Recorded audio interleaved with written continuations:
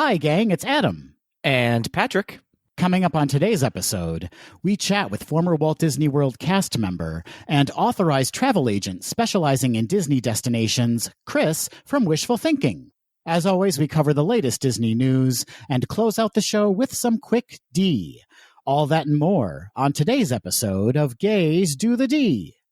To all who come to this happy place, welcome.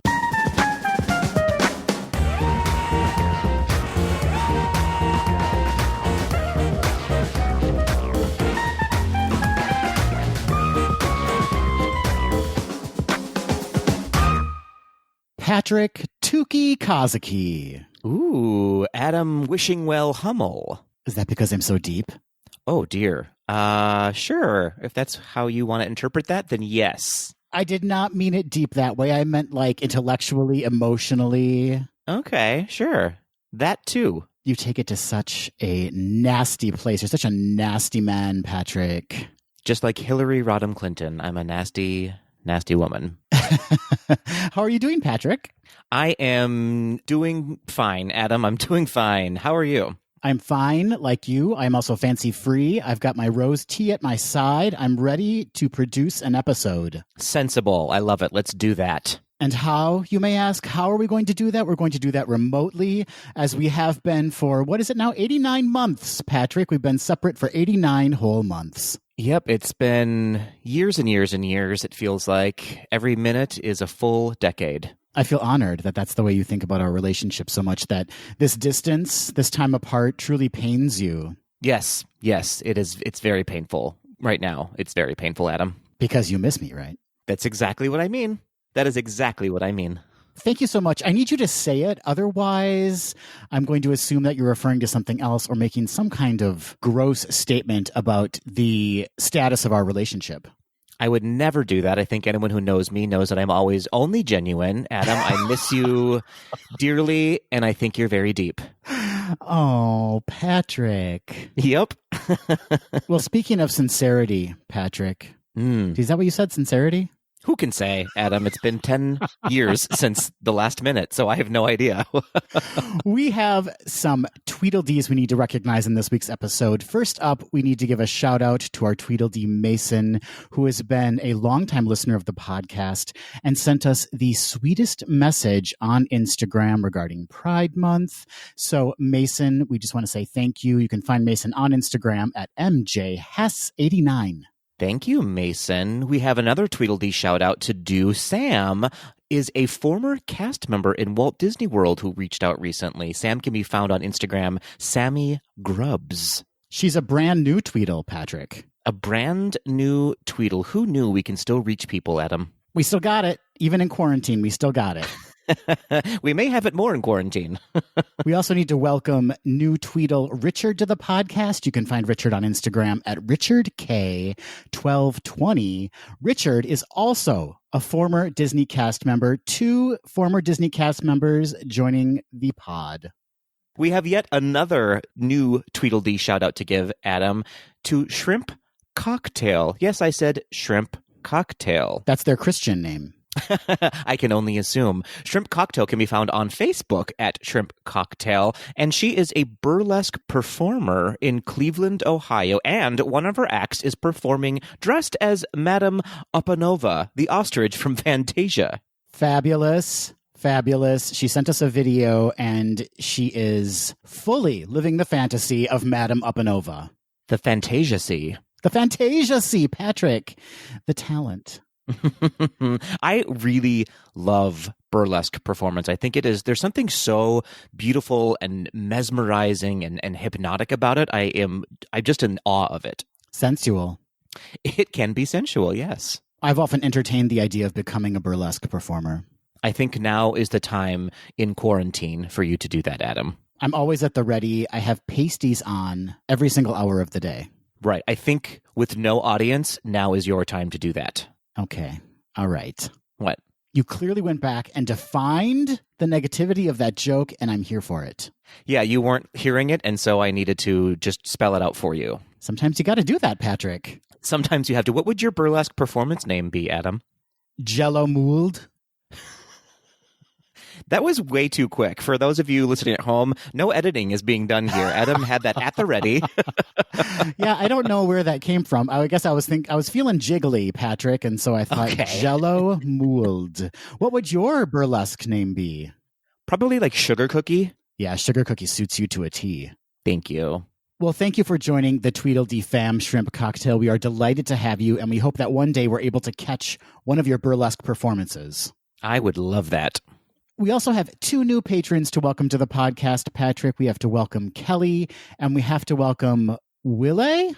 I would love to be able to correct you or correct myself. It's either Willie or Willie. I reached out to you, Willie or Willie, and you have not responded yet with the correct pronunciation of your name. So please do so. But thank you so much for becoming a Patreon member. I like that you took him or her to task. I did. I was very forceful about it. So for those who don't know, we do have a Patreon page. You can just go over to gaysdothed.com and click on that donate button. There, for as little as $1 reoccurring a month, you can join our Patreon family, which gives you extra access to additional Gays Do the D episodes called Gays Do the D, Raw and Uncut. Blah, blah, blah, blah. Yep, that sounds correct. That was French. Is that what it was? Joey from Friends French? Yes. That's a deep cut. Maybe a lot of people don't know what I'm talking about. But for those who do know what I'm talking about, that was hilarious. I do not know Friends well enough, but yes. Well, as you said, Adam, that was French for raw and uncut, which are basically, I don't want to say improv episodes, but we don't do any editing on them. We just talk about whatever's on our minds for 8 hours at a time. That's right. They're in chapters. You have to listen in one fell swoop all at once. That's right. And if you don't, we will still take your money because we need it to keep the lights on here at Gays Do the D. That's correct. Keep the lights on. Keep them at a lower level, though, Patrick. Both you and I are of advanced age now, and we don't need that super bright lighting. No, we need some non-overhead, just like those makeup artist mirror lighting. Yeah, and like throw a sheer scarf over it just to give you some glow. Yes, I love this idea. It's very Tu Wong Fu. Very Tu Wong Fu. So if you are interested, please head over to our Patreon page.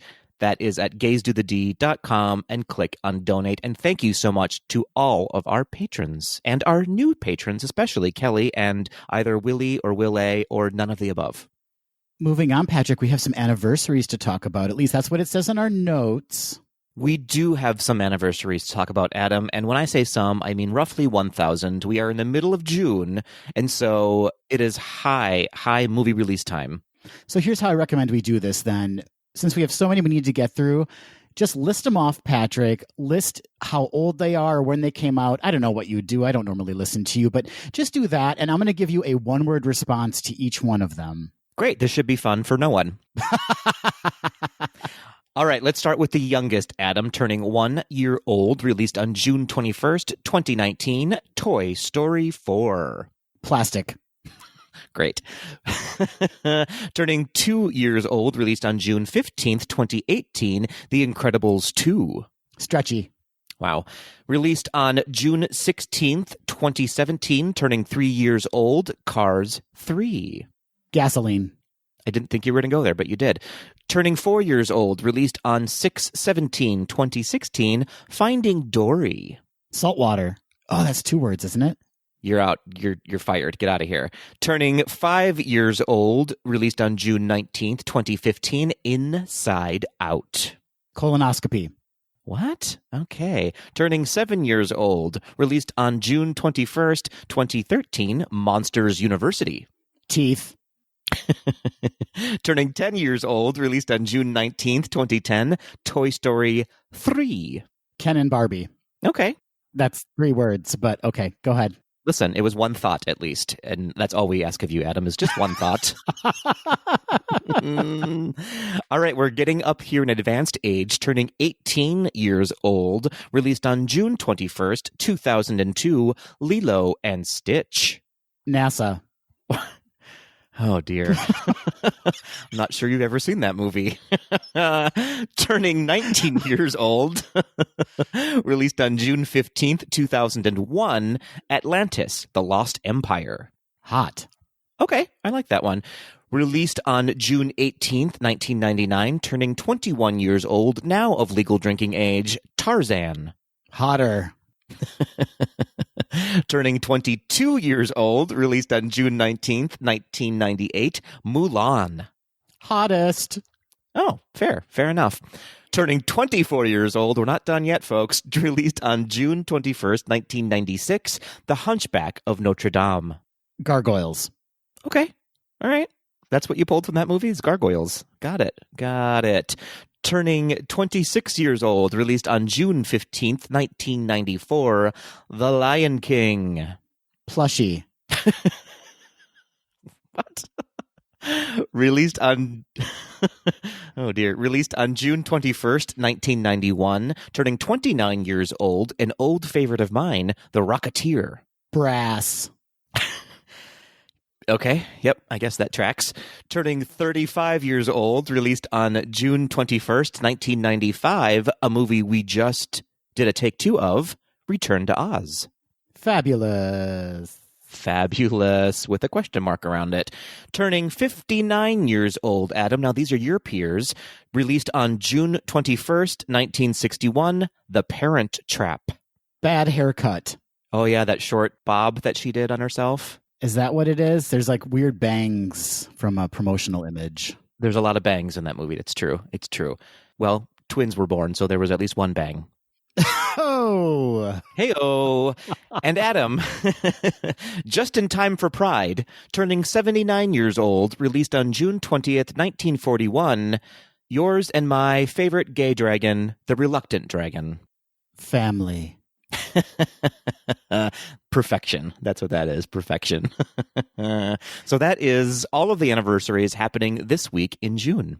That is a crazy, crazy list. Just wait for next week.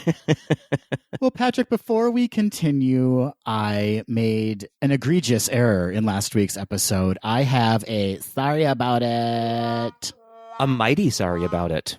It is truly a mighty, mighty sorry about it. In last week's episode, as you all know, we covered the Hollywood Boulevard and Sunset Boulevard areas of Disney's Hollywood Studios in part 1 of A Walk in the Park, Disney's Hollywood Studios.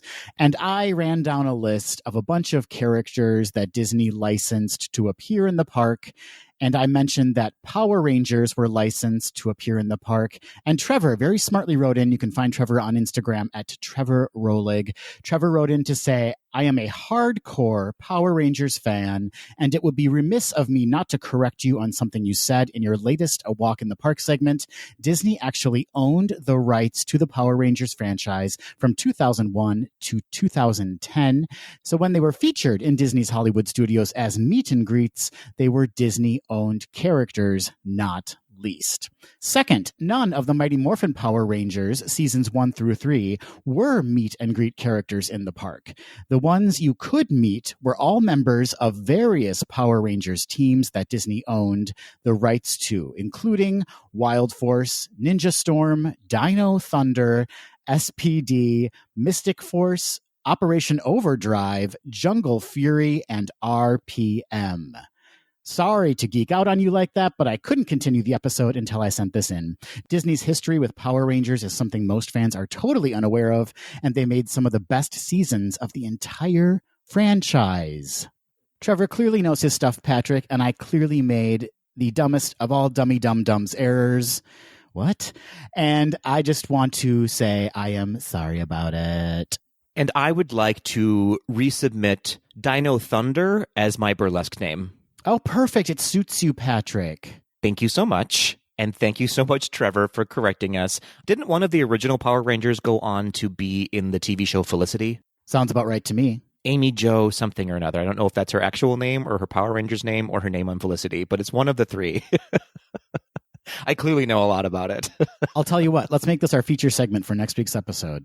I am not on board with that, but I will do it for you, Adam. I didn't think you were going to agree to that, and I'm going to take it back. We're not going to do that next week. Sorry about it, Trevor. But we know that if we ever do want to do it, we got to have Trevor on the podcast. This is just a fact, Adam. Simply a fact. We'd like to take this time to give you a quick reminder that we have set up special resources for you on the website. We still have our coronavirus relief tab available, in which you can donate to several worthy organizations providing relief to the people who need it most at this very moment. And we have established our community recovery and resources tab, which features links to anti-racism resources and recovery efforts for communities impacted by the riots across the country. So when you have a moment, please swing by gazetothed.com and check out the information that we've posted there. Also, if you have additional resources that you think we should be posting about, please let us know. Send it our way, and we will include it in our resources tabs. Well, moving on, Patrick, we have 2 giveaway winners to announce and a brand new giveaway for week 3 of our Pride Month giveaways. So for those who may remember, our week 2 giveaway is a newly designed Gaze to the D Pride t-shirt that says "Feeling the Fantasyland" in rainbow letters on it. Adam, it's really beautiful. It is probably the most beautiful t-shirt that was ever designed. Humble, Adam. That's very humble of you to say. Designer Schmeiner, you come to a podcast for your t-shirts. So our first winner, Adam, from our Instagram giveaway is Daniel, who can be found on Instagram at FancyDanny1. Congratulations, Daniel. And our Patreon winner, Patrick, from our exclusive Patrons Only giveaway is Andy H. Congratulations, Andy. We'll be reaching out to both of you to obtain your t-shirt sizes and your addresses. And congratulations again. Congrats. And as we brush aside week 2, we welcome in our week 3 Pride Month giveaway, Patrick. This week, we are giving away a brand new "The Library is Open" t-shirt. Yas, Queen. All of you Beauty and the Beast fans out there, it features a silhouette of Belle in her iconic moment in the bookshop where she is sliding across that wall on that ladder. You all know what I'm talking about. And in big bold letters on the t-shirt, it says, "The library is open."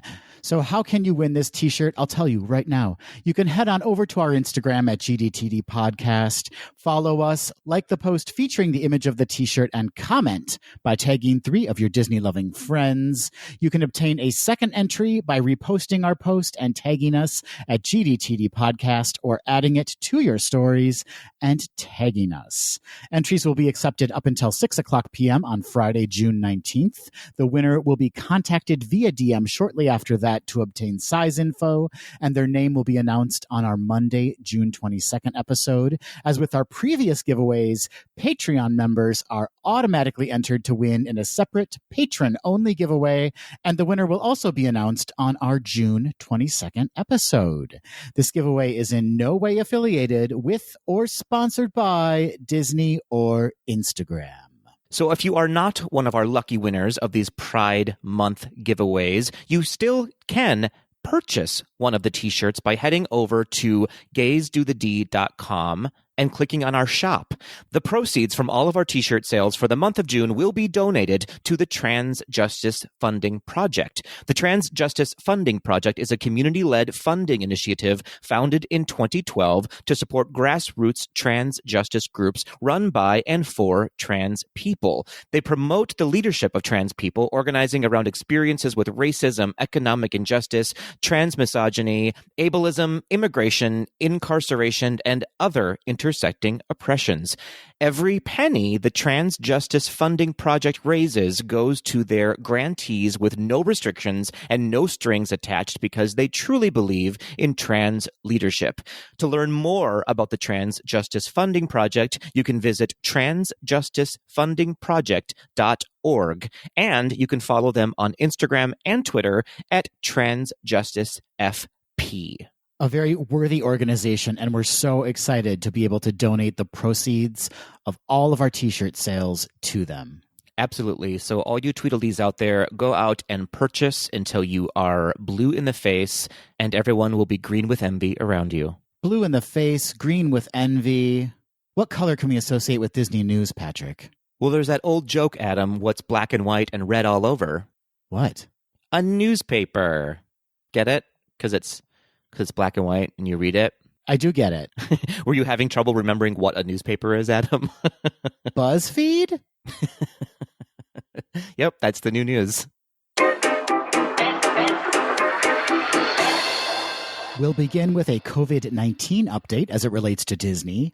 Disney Parks, Experiences, and Products announced last week the proposed plans for a phased reopening of the Disneyland Resort. Pending state and local government approvals, Downtown Disney District will begin reopening on July 9th. Disneyland Park and Disney California Adventure Park will reopen on July 17th. And Disney's Grand Californian Hotel and Spa and Disney's Paradise Pier Hotel will reopen on July 23rd, with the Disneyland Hotel reopening at a later date. If that July 17th opening date for Disneyland Park and DCA sounds suspiciously familiar, it's because July 17th will mark the 65th anniversary of Disneyland Park, a milestone anniversary that is sure to be celebrated this year more than ever. Disneyland Resort will reopen with enhanced health and safety measures. In addition, a guest experience team will be available throughout the parks and Downtown Disney District to assist guests with questions regarding the new policies. Because theme park capacity will be significantly limited to comply with governmental requirements and promote physical distancing, the Disneyland Resort will manage attendance through a new theme park reservation system similar to Shanghai Disneyland's and the system announced for Walt Disney World that will require all guests, including annual pass holders, to obtain a reservation for park entry in advance. Theme park reservations will be subject to availability. More details about the new reservation system will be available soon. The resort is also temporarily pausing new ticket sales and annual passport sales and renewals. At the time of this recording, no announcements have been made regarding limits on annual pass holder reservations or whether or not park hopping between Disneyland and DCA will be restricted. Certain experiences that draw large group gatherings, such as parades and nighttime spectaculars, much like Walt Disney World, will return at a later date. While character meet and greets will temporarily be unavailable, characters will be in the parks in new ways to entertain guests. Additional information on enhanced health and safety measures and operational changes for reopening locations will be shared soon. The policies are under continuous review and are subject to change as the Disneyland Resort monitors conditions and receives guidance from health and government authorities. For the most up-to-date information regarding the reopening of Disneyland Resort, visit Disneyland.com. Patrick, the OG reopening. I like it. Disney is spreading open its gates wide for people to come in. I can't wait. Why did you have to word it like that? Moving on, Adam, moving on. Shortly after the announcement that Disneyland Resort would begin its phased reopening on July 9th, a Change.org petition was created denouncing the reopening plan as irresponsible and greedy, noting that the Walt Disney Company is, quote, endangering cast members and guests. The petition's goal is to convince Disney to reopen the parks at a later date. As of this recording, Patrick, the petition reached its 25,000 signature goal, and the goal was upgraded to 30,000 signatures. Wow, that's pretty impressive. I get it. I mean, I get what people are saying. I get that they might be afraid to go to the parks, but then, of course, they just need to remind themselves that they don't have to go to the parks, right? That's absolutely right. I totally understand. I myself am not ready to go to the parks, but I also am finding myself at a place where balance is such a key tool that we need to be using these days, and understanding that though you may not want to do it financially, some companies just have to start dipping their toes in that water. You're right. Balance is key, Patrick, and keeping the safety of their guests and their cast members in mind is also key.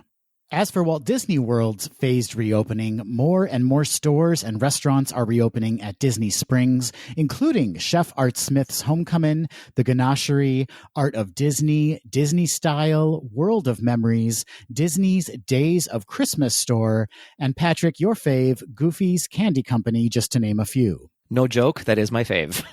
You love those sour cherry balls. I do. I can't wait to get those in my mouth again. Just going to continue the story. In addition, resorts are bringing back full-time food service cast members who are part of Union Local 737 for the imminent reopening of select locations across property. The cast members will be returning to work as bartenders at pool bars and lounges. Patrick, this includes our beloved Abracadabar. Oh, I miss it so much. You miss the booze more than the bar. That's what I meant. Got it. Local 737 cast members that work in restaurants or housekeeping roles at resort locations are also being called back to work starting June 14th. We also learned last week that the cancellation of FastPass Plus in Walt Disney World during reopening and the repurposing of those queues to accommodate physical distancing will not impact the resort's disability access service. Guests utilizing DAS will still receive a return time for the attraction they wish to ride and then be directed to an alternate entrance upon their return. And lastly, Florida Governor DeSantis has directed all individuals entering the state of Florida from the New York tri-state area, that's Connecticut, New Jersey, and New York, to isolate or quarantine for a period of 14 days from the time of entry into Florida or the duration of the individual's presence in Florida, whichever is shorter. This includes persons entering Florida by roadways. The executive order does not apply to individuals involved in commercial activity and students traveling for the purpose of academic work, internships, sports training, and any other activity approved by an educational institution.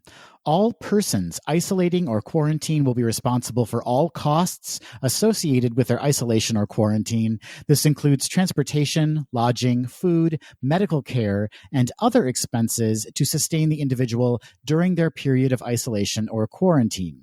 Roadside checkpoints are set up on interstates to check for potential COVID-19 cases coming into Florida from areas with substantial community spread of the virus.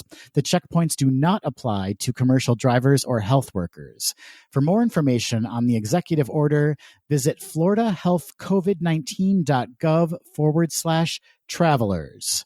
Got that, Patrick? So if you're coming into Florida from New York, Connecticut, or New Jersey, you need to quarantine for 2 weeks before you begin your Disney vacation. And as we all know, Americans are known for having so much vacation time that they can do that right now. We are known for our holidays, Patrick.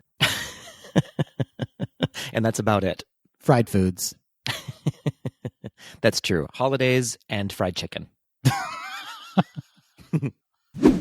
As people across the United States and around the world are having long overdue yet meaningful conversations around racial injustices and anti-racism, the entertainment industry is getting a closer look, including the Walt Disney Company. The 1946 movie, Song of the South, has long been viewed as a racially problematic film, to put it very mildly. The movie is set during the Reconstruction era, directly after the American Civil War, and it has been criticized for glorifying living and working on a plantation and using offensive stereotypes.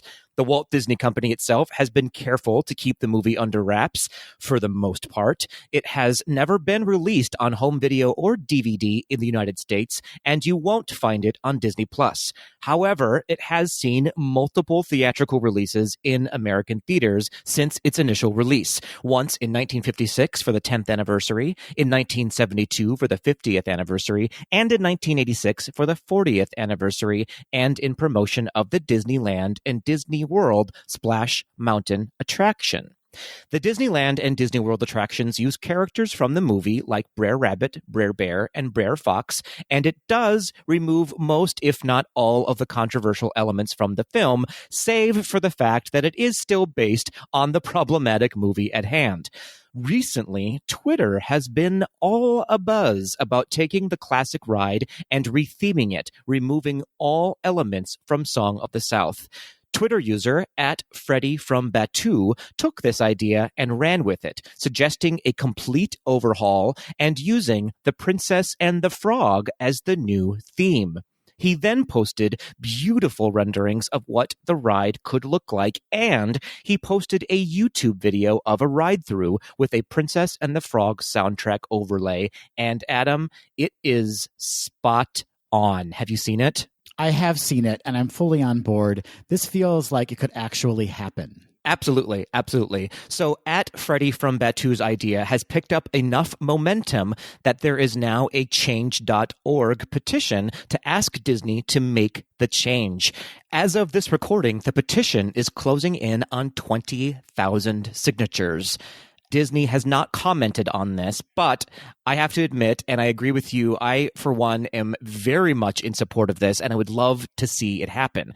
If you would like to add your name to the petition, head over to change.org and search Retheme Splash Mountain. Something that's needed to happen for a long time, right? Yes, absolutely. This is one of those conversations that's been in the back of my head for a while, that I love that ride so much. But the more I think about it, there is absolutely no need for it to be connected in any way to Song of the South. I'm in the same boat or flume as you, Patrick. Uh-oh. I do enjoy that ride, but it's less about the story that's being told and more that there's just so much going on around you. The fact that you go outside on the ride, the fact that there's that great drop at the end. And we both love The Princess and the Frog, and it does seem like it would lend itself very well to being in that space. Yeah, what's beautiful about this ride is the construction of the whole thing. I couldn't care any less about the story. In fact, I don't even know the story that well, if I'm being very honest. I think a lot of people don't, Patrick, and I think that's how that ride has survived in its current incarnation for as long as it has. If I may give notes, though, on the renderings that were created, I noticed there was no point in the ride in which you make out with Prince Naveen, and that's an issue for me. Those are behind the curtain, Adam. Those don't happen on stage. Those are off-stage moments. Get me off stage immediately. And that's no laughing place matter. Oh, Patrick. Okay. In an update to a rumor we've covered earlier, Beyonce is still rumored to be in talks with Disney. We now know, or do we, that she is going to work on 3 films for $100 million. She can make so much lemonade from that. You know what I mean? Yeah, I know what you mean. According to the UK tabloid, The Sun, so take all of this with a grain of salt, one of the films would be Black Panther 2. The good news is that Beyonce won't be acting in the film. She'll just be part of the film's soundtrack. That is excellent news. Beyonce, we love you. We bow down to you. But acting is not for you. Wow. I would say her acting is not for me. A source said, quote, Beyonce has become a major player for Disney and is the perfect fit for their brand. The source added, quote, as part of the deal, they are also trying to get her team to agree to have Beyonce voicing some of the new documentaries coming to Disney+. After the success of having Meghan Markle voicing the film Elephant on the platform, they have projects coming up which align perfectly with Beyonce's brand.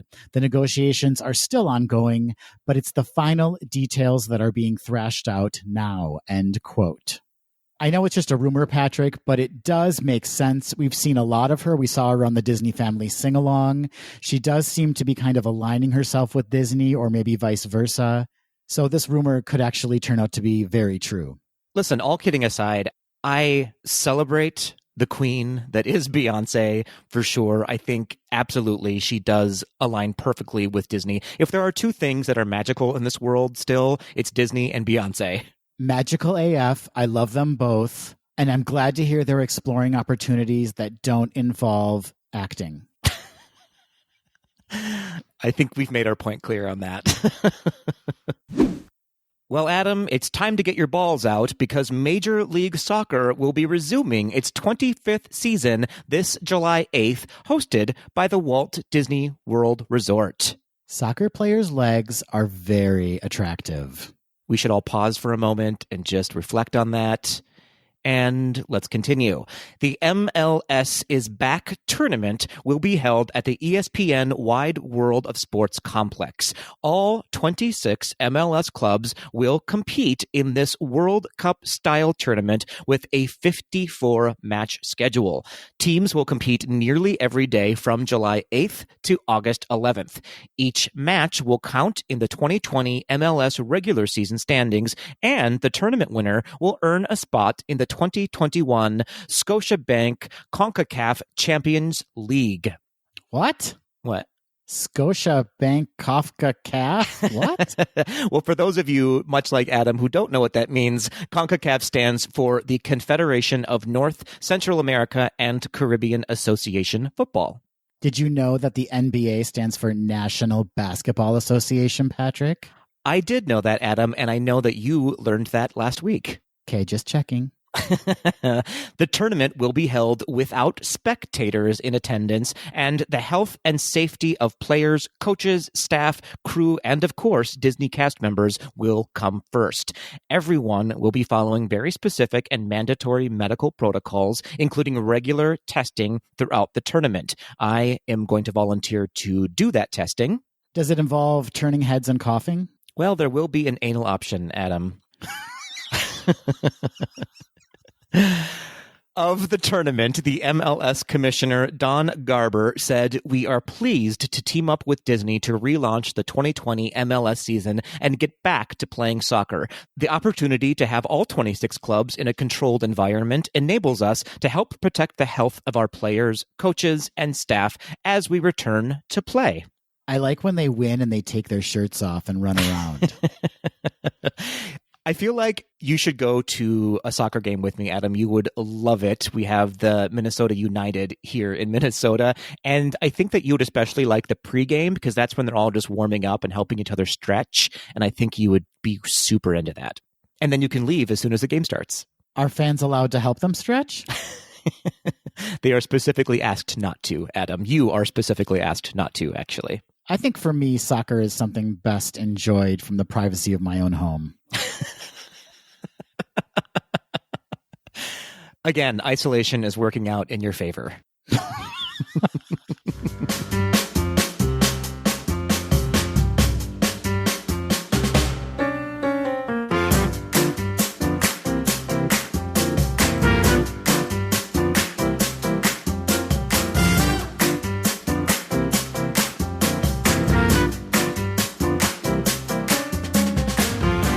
Hey, Patrick. Hey, Adam. You know, with all of the announcements coming out of Walt Disney World, we have really been struggling to keep up in the news segment. I struggle for many reasons, but yes, this is one of those reasons. Thank you for narrowing that down. I appreciate you really just focusing the struggle. Well, if you can't be honest here on the podcast, where can you be honest, Adam? That's a great point, but we're just now under a month before Walt Disney World begins its phased reopenings of its parks and its resorts. So exciting and confusing at the same time. That is the exact way you could describe this time, Patrick. You said it perfectly. This is an exciting time, but it's also a very confusing time. And last week, a slew of announcements came out talking about what guests could expect when they return to the parks, once the parks reopen, what guests could expect from the resorts. And we thought it'd be a great idea to bring on an authorized travel agent specializing in Disney destinations to help us sort through all of the announcements made last week. Finally, a professional has made an appearance here on Gaze to the D. Why would he want to? That's my first question. Well, we tricked him, Adam. We tricked him into being on the pod. His stock with the Disney company is about to plummet. So as we announced on last week's episode, we are welcoming Chris to the podcast. As I said, Chris is an authorized travel agent specializing in Disney destinations, including Walt Disney World, Disneyland, Disney Paris, Tokyo Disney Resort, Disney Cruise Line, Adventures by Disney, and Aulani, a Disney resort and spa in Hawaii. Is that all? That's it. No big deal. So originally, Chris is just like us, Adam. He's from a rural farm town in northern Illinois. Hey, I'm from a rural farm town in Wisconsin, and there's not much of a difference there. Exactly. He then moved to New York to work in theater, and he eventually spent a summer performing at Walt Disney World. He's already got the cred. He's got the Walt Disney World background, and now he's a travel agent specializing in Disney travel. Exactly. In fact, he left professional theater about 15 years ago to start working in travel, and now he's finally arrived here on Gaze to the D, Adam. He's finally made his mark. What a milestone for him. Yeah, it must be such a treat to have this on his resume for him. All kidding aside, we are so lucky to have him joining us. You can find him on the web at wishful-thinking.com and on Instagram and Twitter at wishful_THNKNG. That's at wishful_thinking with no eyes in thinking. You know, that must be a pirate's nightmare, Adam. No eyes. Wow. Huh? Wow. No? I'll keep working on it. On top of our conversation with Chris regarding Walt Disney World's reopening, he also offers some fantastic tips for planning a Disney World's Friends trip, and he's going to answer some of our Tweedledee's questions. We had a wonderful conversation with him, which we'll try to pare down to just under 7 hours. No, all kidding aside, though, we could have talked to him all day long, and I'm sure we'll have him on the podcast again. He was a delight and full of amazing information. So without further ado, here is our chat with Chris from Wishful Thinking.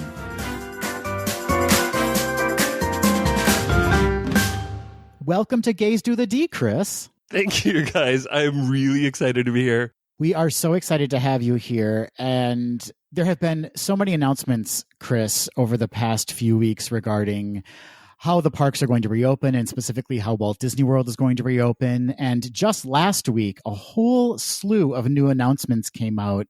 And so we wanted to have you on not only to talk about those announcements and kind of how things will be implemented or what we know about how the resort is going to reopen, but we also, of course, want to have you on for your fabulous travel planning advice. And then we have some questions from our listeners that we need to cover. So how does all of that sound? It sounds amazing, and I have all the answers you could possibly need and more. If anything, I have too much information, so I'm going to do my best not to bore you or bore any of your listeners, but please interrupt me if you have questions, because some of this stuff is a little confusing. There are many changes on their way. Well, if there's one thing we are good at here at Gaze to the D, it's giving people way too much information. That's true. Listen, so I'm happy to dive right in, but one of the main things that's happening is, as Disney has done at Shanghai, which is one of the only other parks, is the only other park that has begun to reopen, they're opening things in phases. And so they're beginning with the resort hotels, and then later they're going to start with the theme parks. They still haven't made announcements yet about the water parks. So there's still a lot of things that we're waiting to find out about.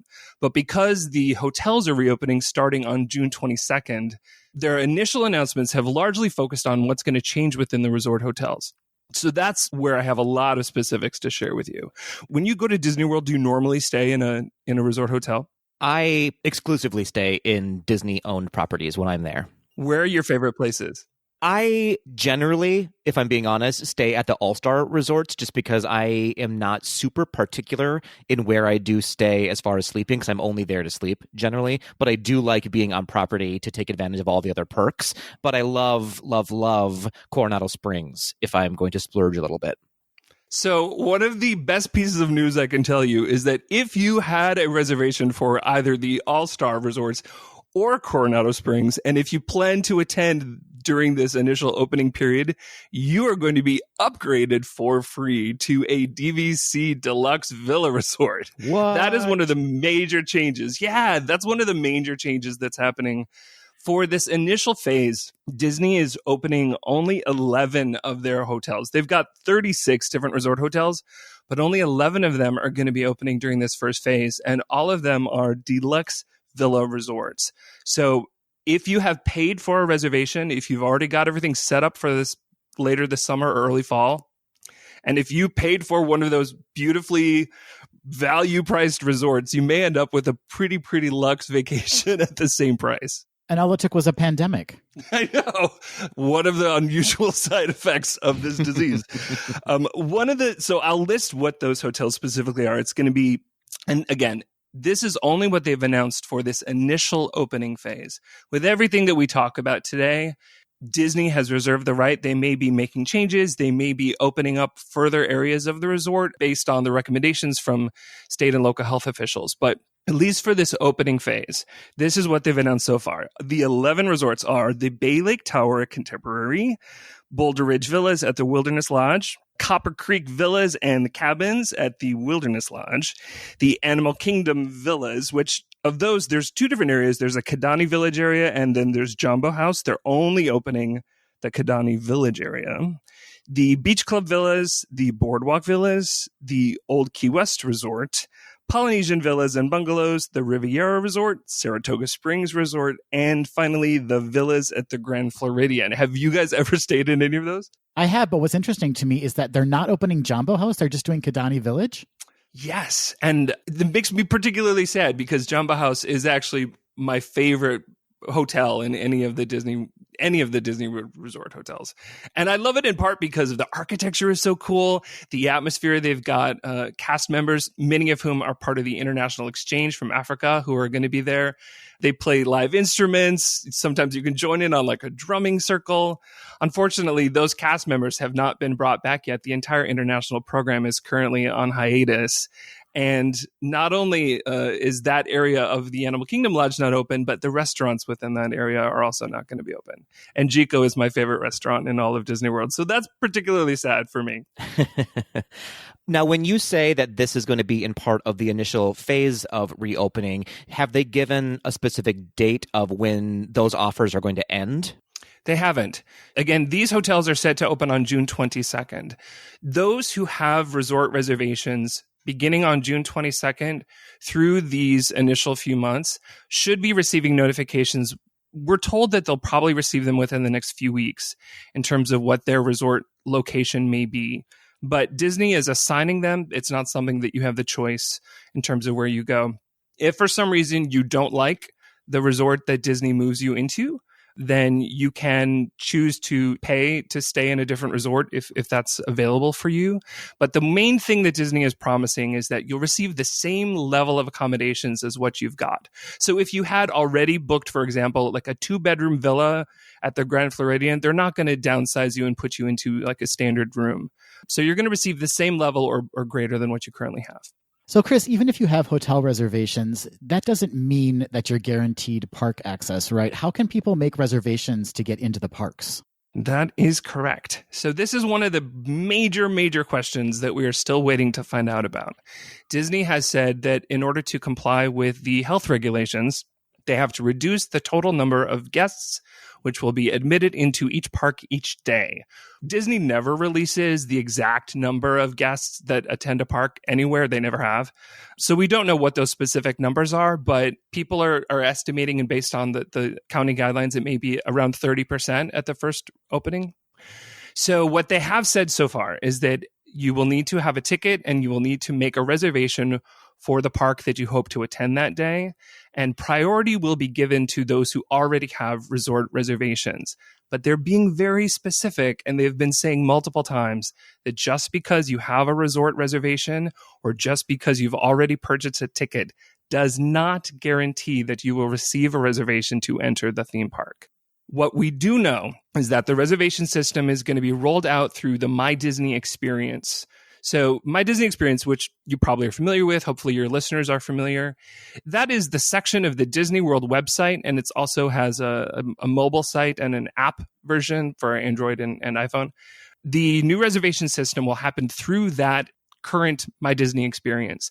The main thing that I'm telling all of my clients who have reservations coming up, it's very important that all your information is already loaded into My Disney Experience, that you've got your contact info. You should definitely turn on alerts, probably turn on alerts on your phone with sound, because when the reservation system happens, Disney will be notifying guests via the app, via the website. At that point, you're also going to want to make sure that all of your friends and family, which is a section of the My Disney Experience, are already linked. So if you're planning to attend Disney with other members of your family, if you got a big friend group or a family reunion or whoever else you may want to make reservations for so you can all be in the park on the same day, you're going to want to get into My Disney Experience now, make sure everyone is linked, and you're definitely going to want to do that now so that you'll just be one step ahead of the game come the day that they make the big announcement that reservations are now available for the theme parks. That is excellent advice. I will be doing that immediately, turning on my notifications. So with that said, there's some open questions right now about this period after the hotels open, but before the theme parks open. Many people are they've been cooped up. They've been sitting in their homes for months. They're dying to take a vacation, and they'd be perfectly happy to come down to Florida, even if they can't get into the theme parks. And so this period between June 22nd and July 11th, when only the resorts are open, there's a few things you're going to need to even visit the resort. You're going to need to either have a confirmed lodging reservation or a confirmed dining reservation. They're going to be checking that before you even enter. Beyond that, Disney is requiring face masks for all guests who are age 2 and above. And those masks are going to need to be worn in all public areas. So that's going to be when you're on just sitting in the lobby or just walking around the resort, except when you are swimming or if you're seated for dining. I'm currently in Orlando and I've been visiting a lot of the other hotels in the area right now. This is one area where Disney is a little different from a lot of these other hotels that are just in the area. Masks are not mandatory when you're just in a regular area of Orlando. They're recommended, but Disney really is enforcing this masks, and they're already doing that currently over at Disney Springs. So if the idea of wearing masks in public is not something that you can get behind, you're probably going to want to modify a reservation to come after these protections are removed. That's amazing. I actually find that super reassuring personally. I do too, to be honest. And I think part of that is because I'm a New Yorker. And so not to be too dire or dark about things, but many of my friends in New York got sick, and some of my friends got very sick. And I do know people who have died. So I take this seriously, and I have clients who come to me asking, what would you recommend? Many of them already have reservations set up for this summer or fall. Obviously, my main advice is that you should talk to your doctor. Everyone has different health situations, and you really should listen to the advice of your specific doctor. But I'm also aware that some of my friends in New York have already had COVID-19 and they've recovered. So they're feeling pretty safe to get on a plane. They're feeling pretty safe to go traveling. And if there's anyone out there in your audience who has been through this and survived, that alone, I think, is a reason to take a vacation. So if you just want to get down to Florida and get some beautiful time by the pool and some fun in the parks, I think this fall and late summer might be an opportune time. Well, you mentioned Disney Springs, Chris. Can we talk just briefly about that? You were just recently there. Give us your impression of how things were going there. I actually really like Disney Springs. I was a cast member at Walt Disney World back when it was Pleasure Island. Did you guys ever get to go to Pleasure Island? I did. Legendary, right? And sadly, I wasn't out. I was still in the closet when I worked at Disney. It was terribly sad. So even though there was a gay night, I was always very sure to never go on gay night so no one would pick up on my gaydar before I was ready to say anything. So sad. I missed such an opportune time. That said, I did go to Pleasure Island all the time, but Disney could never figure out how to get Pleasure Island into that truly welcoming place so that families who had kids could still come. If you wanted to get a drink, you could have a drink, but you didn't feel like you had to kick the kids out or find a sitter for the night. You had to be 21 to get your wristband to enter Pleasure Island. So I think the renovations and the changes at Disney Springs are terrific. Right now, though, there are so few visitors there that it's pretty relaxed and kind of breezy and enjoyable. I was there just last night, and Friday night at Disney Springs is always kind of a local hangout time. You always see a lot of Orlando locals. But because it has so much outdoor seating and outdoor places where you can have a drink and kind of sit, socially distanced from your friends, it's kind of become a pretty relaxing place. Everyone does have masks on, and Disney is enforcing it. Like, you will see it every now and then. You'll see someone maybe who doesn't have theirs on, or they've taken it off to enjoy a drink or something.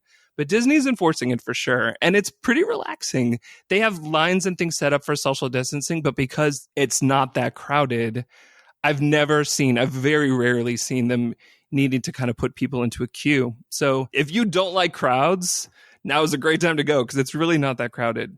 Everything you're saying right now is reassuring me, so I appreciate you being on the pod. This is excellent information. So let's pretend you now have a hotel reservation and now you have park tickets as well. Do you have any idea what we can expect when it comes to transportation to and from the parks and the hotels and or parking? I do. There's going to be quite a few changes in terms of transportation. One of the main things is that Disney's Magical Express is still going to be happening. So you don't have to rent a car and you can rely on Disney Resort transportation.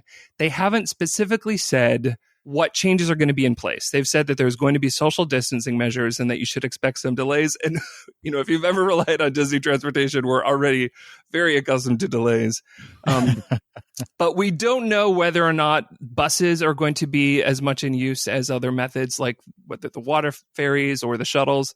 The gondola did recently start spinning. People saw those gondolas out on the wheels in the last few days, so that's hopeful. But the only thing they've announced so far is that the minivan service, which is the private Lyft from the rideshare app Lyft, that will not be in place during this initial period.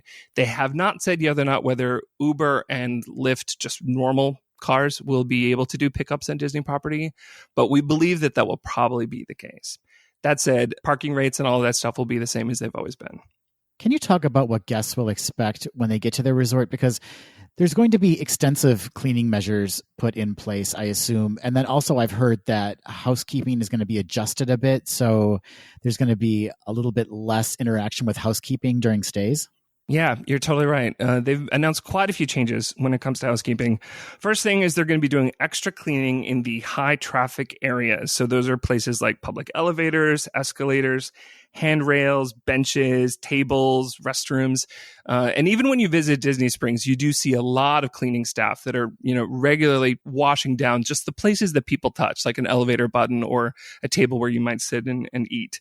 Within the rooms, they've announced quite a few extra housekeeping measures. They're going to be individually wrapping your glassware. Pillowcases are going to have double pillowcase. They're going to have additional things in single-use packaging, like they're going to wrap your remote control. They're going to be visiting your room to clean your room less often than they normally do. They've said that they're going to be visiting your room every other day. Or you can still do what they've always offered, which is you can decline to have housekeeping visit your room. And if you choose to decline that, then they give you a Disney gift card for $10 per night during your stay. And then if you are a DVC member and you're using your DVC membership points, then housekeeping is going to visit your unit on the 4th and the 8th day. The DVC members are the only people right now who can make new reservations. So if any of your listeners are DVC members, or if they know someone who's a DVC member, that is one of the only ways to book a new reservation for the 2020 period. Currently, all other reservations are paused for any new resort stays. It's possible that after the initial reopening months, that they will then reopen for new reservations for the rest of the year.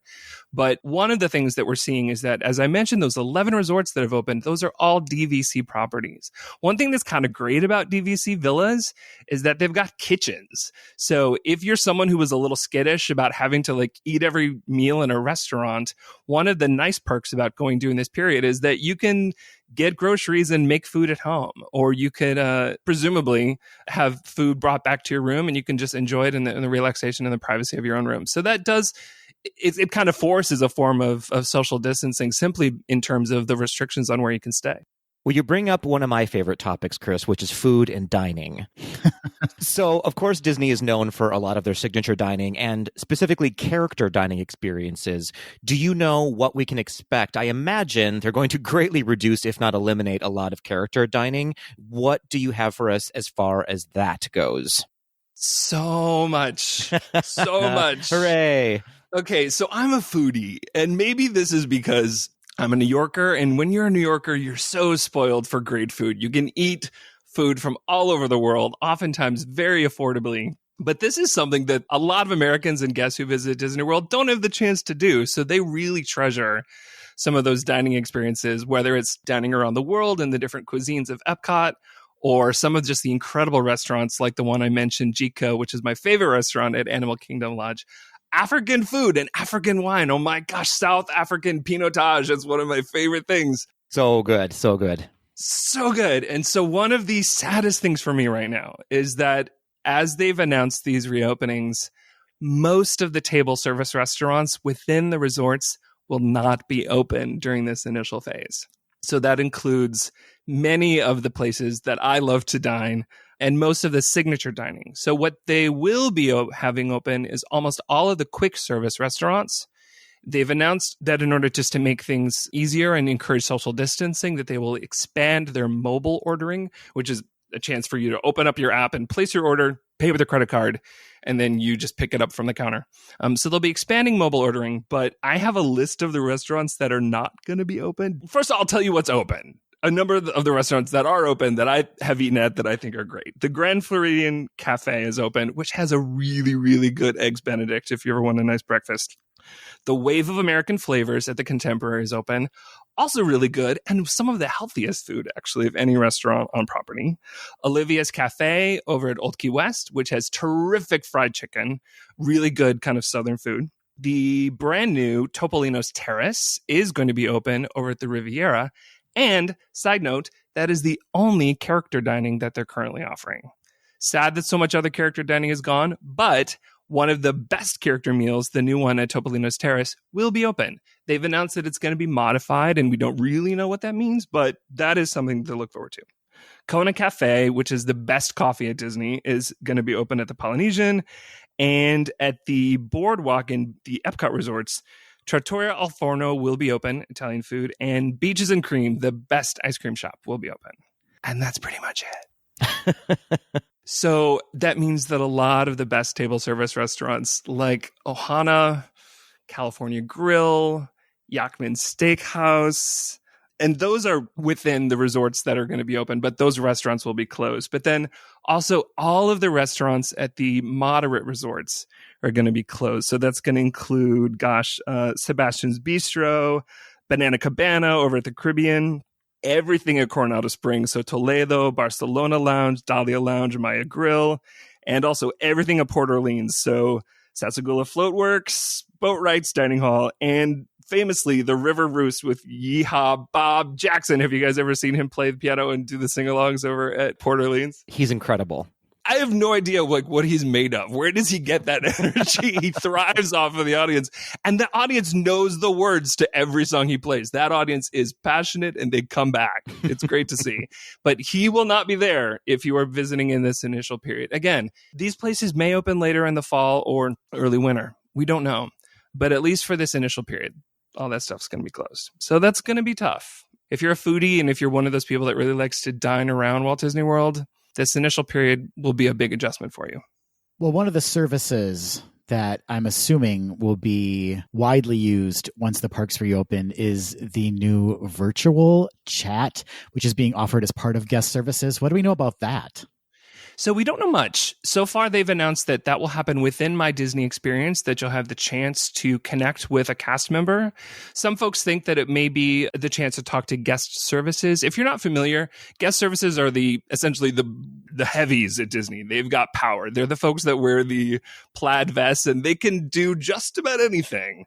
One of the cool things about any vacation at Disney is that through the use of Magic Bands, they've automated a lot of these systems. So compared to a lot of other resort stays around the world, Disney World is actually almost kind of prepared for this sort of thing, because through the technology that they've already got in place, you can check in for your resort before you even leave your house. If you've got a Magic Band, when you arrive on property, you can get a text message that tells you what your room number is. You don't even have to ever visit the front desk.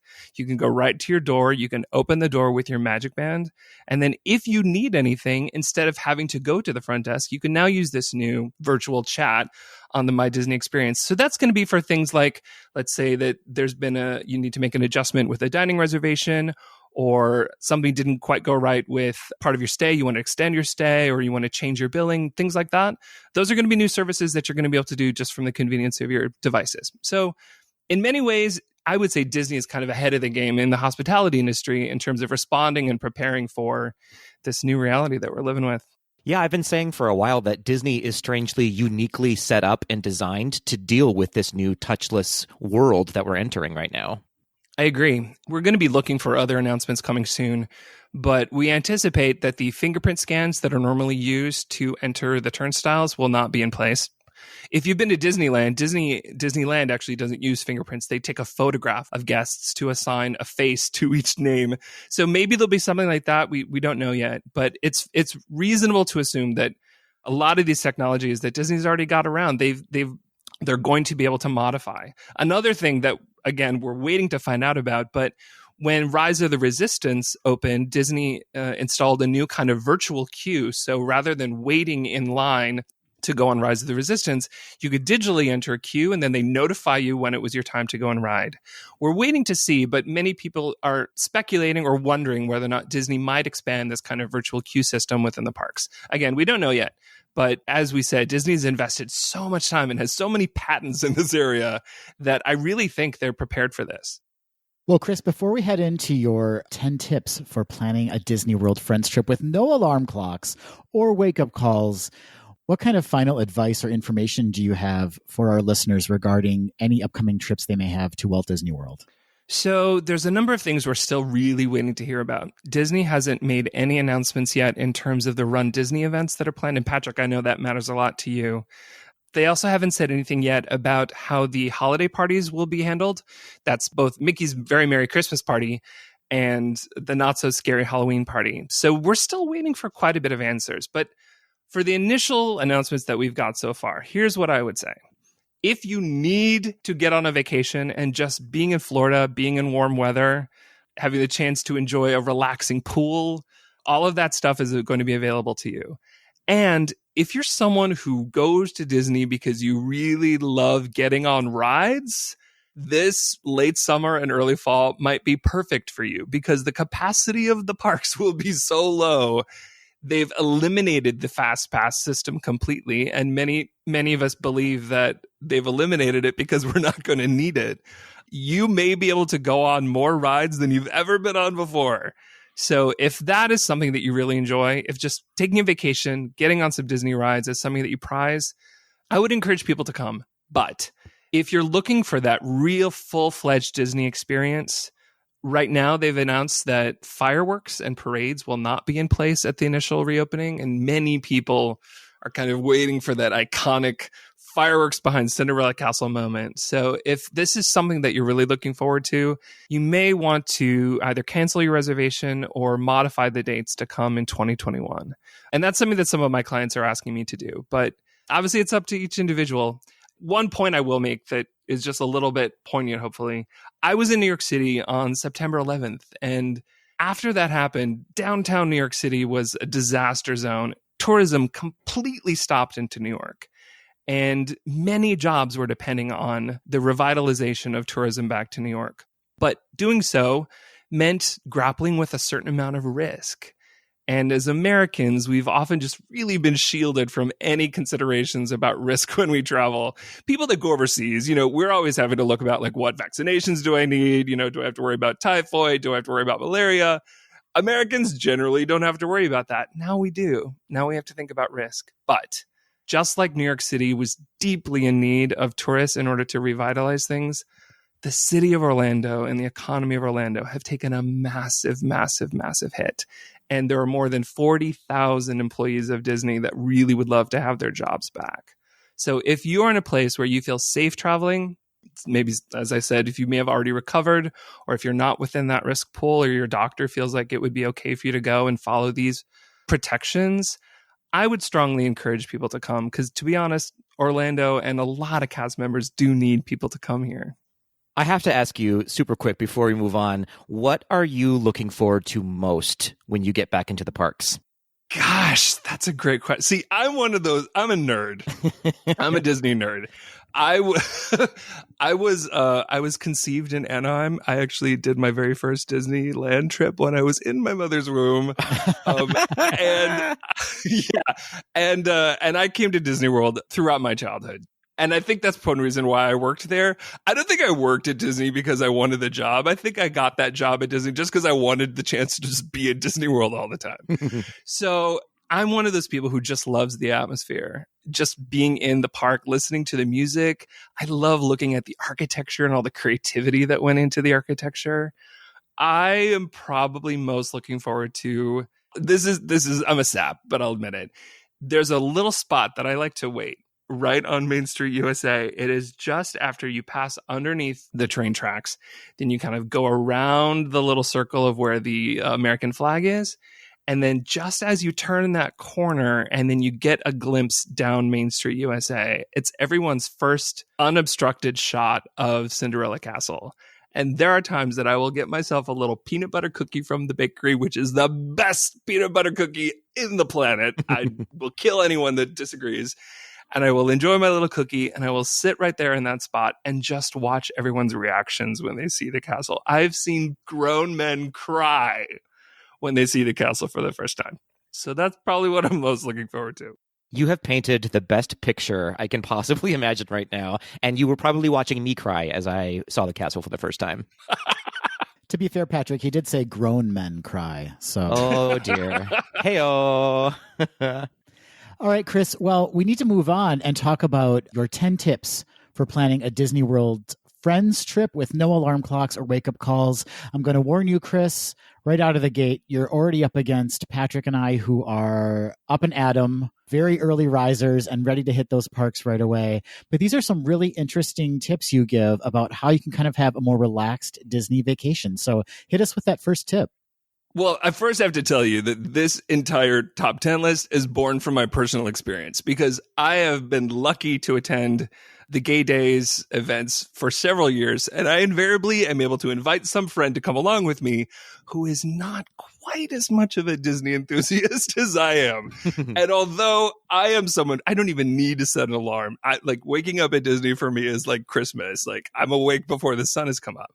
But my friends like to relax and enjoy a vacation, which is a rational thing. And so I've learned, if I can just kind of suppress that part of me that needs to be up early, that there's a really great way to enjoy a relaxing vacation, much of which includes sleeping in. So the first thing that I recommend, a lot of people, especially if you're visiting with friends, they've got Instagram on their mind and they've got certain pictures that they know they've got to post on Instagram to convince their friends they really are there. And that usually involves posing with a character.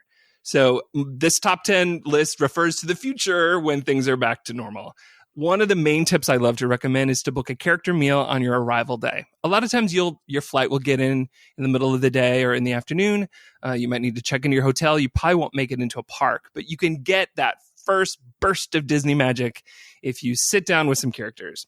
And so my personal favorite character meal is probably, well, I have many, but if you go to Chef Mickey's, the food's not the best. The food's just fine, but you get to meet the top 5 characters. That's Mickey, Minnie, Goofy, Donald, and Pluto.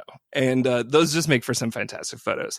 Plus, if you want to, you can finish by going upstairs, having a little glass of wine or two up at California Grill. And if you have eaten up at California Grill, then you can enjoy the fireworks with a spectacular view off the roof of California Grill looking over the Magic Kingdom. So that's a great way to just kind of get started. Well, you've started off with my favorite topic, food, so I appreciate that. And definitely know I'm known for spending more time at the dessert area of the buffet than in the regular food section of the buffet. They've got a little kid section. Grown-ups a lot of times don't look down, but they've got a little kid height section where you can get your own special desserts, and there's secret little treats that you just have to look down. Pretend you're a kid and you get better goodies at dessert. All right, another tip that I would say, number 2, spend a morning relaxing at the resort pool. Those pools can be kind of hopping and a little crazy with a lot of kids screaming and all kind of business happening in the late afternoons. But right when they first open in the morning, there's usually no one there. And the pool bar is open. So I say sit by your resort pool, get yourself a drink. You can usually enjoy a little bit of sun before the clouds have rolled in, before the thunderstorms have started, and you can get a cute little buzz going so that by the time you head over to the park, you can stroll down Main Street, USA with just a little bit of happiness in your step. How have we not traveled together yet? I feel like an 8 a.m. vodka soda is exactly what I need. You know exactly what I need right now. See, and those drinks, I mean, I will say the specialty drinks that are at the pool bars are not exactly like the height of mixology. They're known to have lots of bright colors, lots of sugar, but they do make for great little, again, a great, fantastic Instagram shot. You get your picture of your little cocktail with your feet by the pool, especially if everyone else is still suffering through wintertime and now you're in Florida. It's a great way to make everybody jealous. There you go. You can have a tequila sunrise at sunrise. Exactly. Although I should look to see exactly what time the pool bar's open. I think the pool bar's open at 10. But again, things could change in the coming year. Third thing, if you're able to visit over a weekend, there's an amazing number of brunches that happen around Disney. A lot of people don't know this. We don't think of brunch, but a number of the restaurants serve good brunches. And one of my favorite brunches is at Chef Art Smith's Homecoming at Disney Springs. Have you guys ever eaten there? Absolutely. We both have. I've only been for dinner, but I absolutely love Homecoming. I'm not going to lie. I think it may be the best food in all of Orlando. I would never have thought it until I went there. I enjoy Southern cooking as much as the next guy.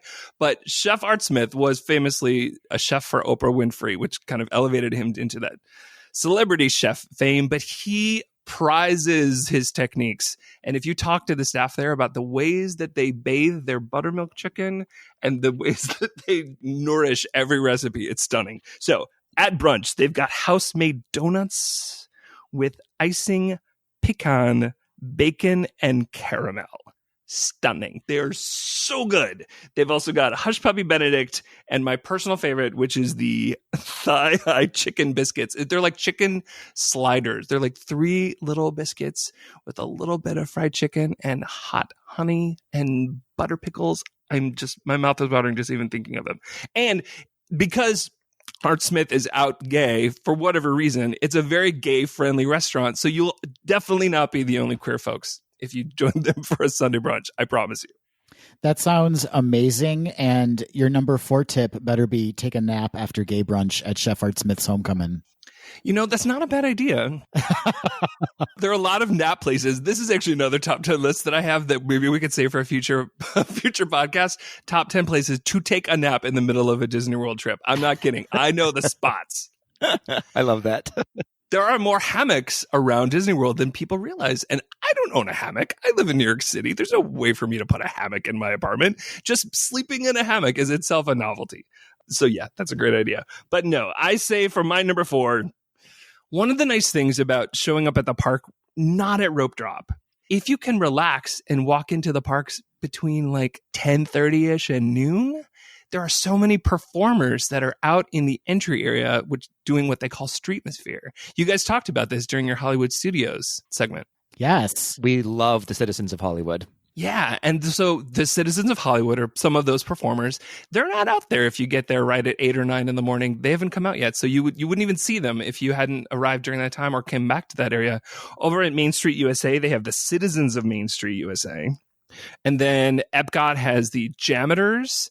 They look as though they're janitors cleaning up the place, and then they bust out these incredible percussion and drumline kind of sequences. So if you are enjoying a nice, relaxing morning, at least for my friends, especially friends that have never been to Disney, it makes for such a great first impression. I love that adrenaline rush of running, but walking in and kind of seeing all of that magic as the park is coming to life, watching my friends experience that was really valuable for me. Yeah, we are big fans of just soaking in the atmosphere of the parks. I mean, you, in particular, when you can afford to take a trip to Walt Disney World or Disneyland even, and are able to do that several times a year and become really familiar with the parks, there is that opportunity then to just kind of sit back and not feel the rush and really just kind of absorb everything that's going on around you as opposed to running from attraction to attraction. Yeah, and that is something I should use as a caveat. It's pretty important to understand that if you are taking this kind of relaxing approach, you're not going to get to do everything. There's going to be a list of attractions, and you're going to be able to say, nope, we didn't make it on Carousel of Progress. Do my friends mind that they didn't get on Carousel of Progress? Probably not. I mean, I like that song. I know all the words to that song, but a lot of guests are perfectly fine with missing a few things. You might not make it. You won't make it to everything, but you get to join in so many other activities and just relax and enjoy yourself. Another thing that I would say, if you're planning this kind of later morning or midday, this is my 5th tip. You can book fast passes for right around that period of time. The parks are the most busy between that like 11:30 and 3 p.m. time frame. That is when the queues tend to be longest for the standbys. So if you've booked your fast passes for those particular windows, that puts a little fire under the butt of your friends to say, hey, we got this fast pass for Space Mountain at 11:30. We don't want to be stuck here at the pool and miss our fast pass. So it gets your friends into the park. But then it also means that upon entry, you've kind of got this cush, like, now we stroll in and skip the line. Your friends get to feel like VIPs getting by the velvet rope as you walk past everybody. So I always recommend that people do, if you can, try to book fast passes for that, like 11:30, and then another one like 12:30 to 1:30, another one like 1:30 to 2:30. But kick off a few of those must rides right off the bat. Then after you've done that, in the mid-afternoon hours, things are still pretty crowded. I always recommend people get into shows at that period of time. That's the best time to do something like Country Bear Jamboree or Hall of Presidents if you want to do that. If you're over in Epcot, you might want to do the American Experience. You might want to enjoy the Up Bird Show over at Animal Kingdom. or Indiana Jones Epic Stunt Spectacular, Muppet Vision 3D, the Frozen Sing-Along, any of those audience shows that have large capacity, those can swallow up big crowds in the middle of the day, and there's usually next to no wait for those. So you can kind of continue to relax and enjoy your experience without being stuck in long lines. Great suggestion. Do you have a favorite show that you like to see while you're there? To be honest, I've recently been sticking my head into the Monsters, Inc. show over in Tomorrowland because they mix that up way more than I realized. There are live improv monsters, of course, they're actual monsters, who work at that attraction, and they find some very talented monsters who are very funny. So if you just decide to enjoy more than one show, it's never the same show twice. And whoever those monsters are, they've found some very, very talented creatures to work at that attraction. So I've actually found, and one time I finally got my joke submitted. When you're waiting in the pre-show, they give you a text code that you can submit a joke. And then if they think it's funny, they'll read it. Only once have I had my joke selected, but that was enough to make it kind of extra memorable. Yes, that show does not get the attention it deserves. It is superior when it comes to improv. Yeah, and another little known fact, I don't want to spoil the magic for anyone, but if you did ever make it into Pleasure Island, there were sketch comedians that were working in some of the shows over there. There was the Comedy Warehouse and there was the famous Adventurers Club, both of which were just incredible training grounds for improv actors. And then when Pleasure Island closed, a lot of those actors stuck around and have shown up in various other improv experiences around Disney World. So these people have some serious, serious talent and cred behind them. Nice. I love that. Your next tip, Chris, involves some evening activities, does it not? It does. Now, I enjoy fireworks. I'm a sucker for fireworks, but I have seen the fireworks multiple times. And I've learned, particularly at the Magic Kingdom, those fireworks look really cool in different areas other than in front of the castle.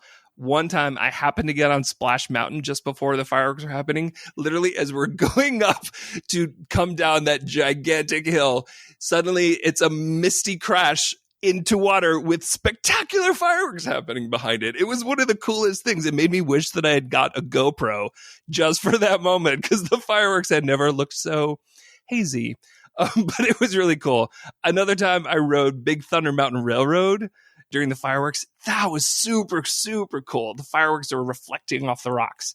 One thing that's great about fireworks is that the queues for the standby attractions really go down. So considering that you've had a late morning, there might have been some things that you haven't gotten to ride, fireworks are prime time to go do some of those other experiences.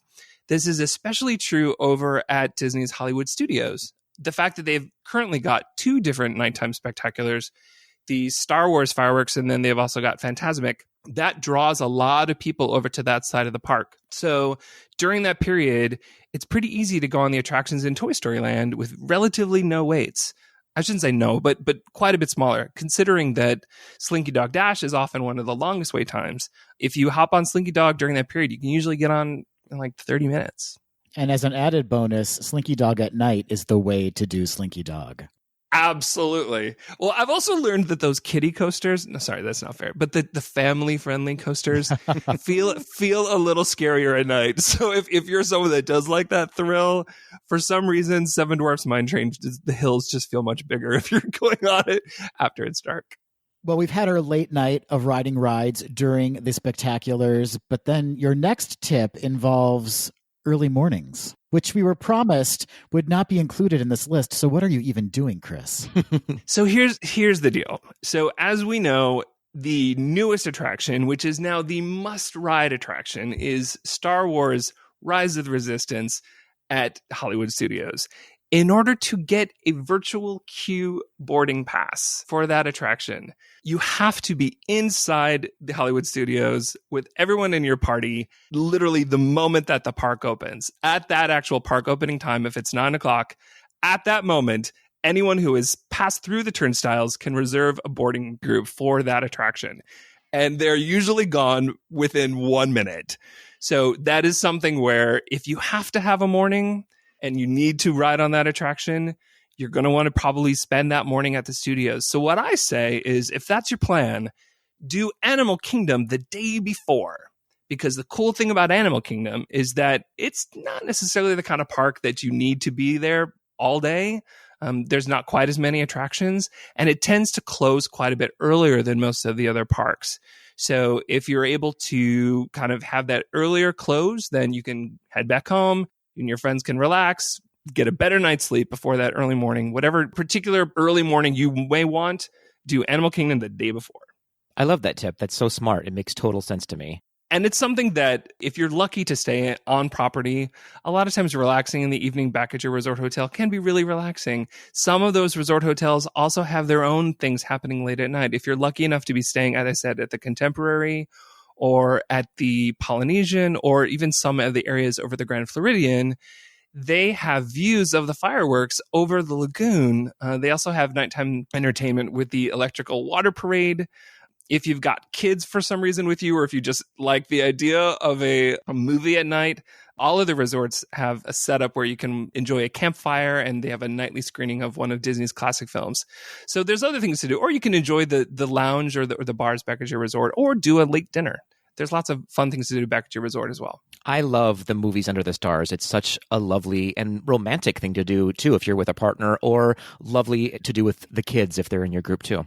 That sounds nice, which reminds me, I need a boyfriend. I have never had a boyfriend on a Disney trip.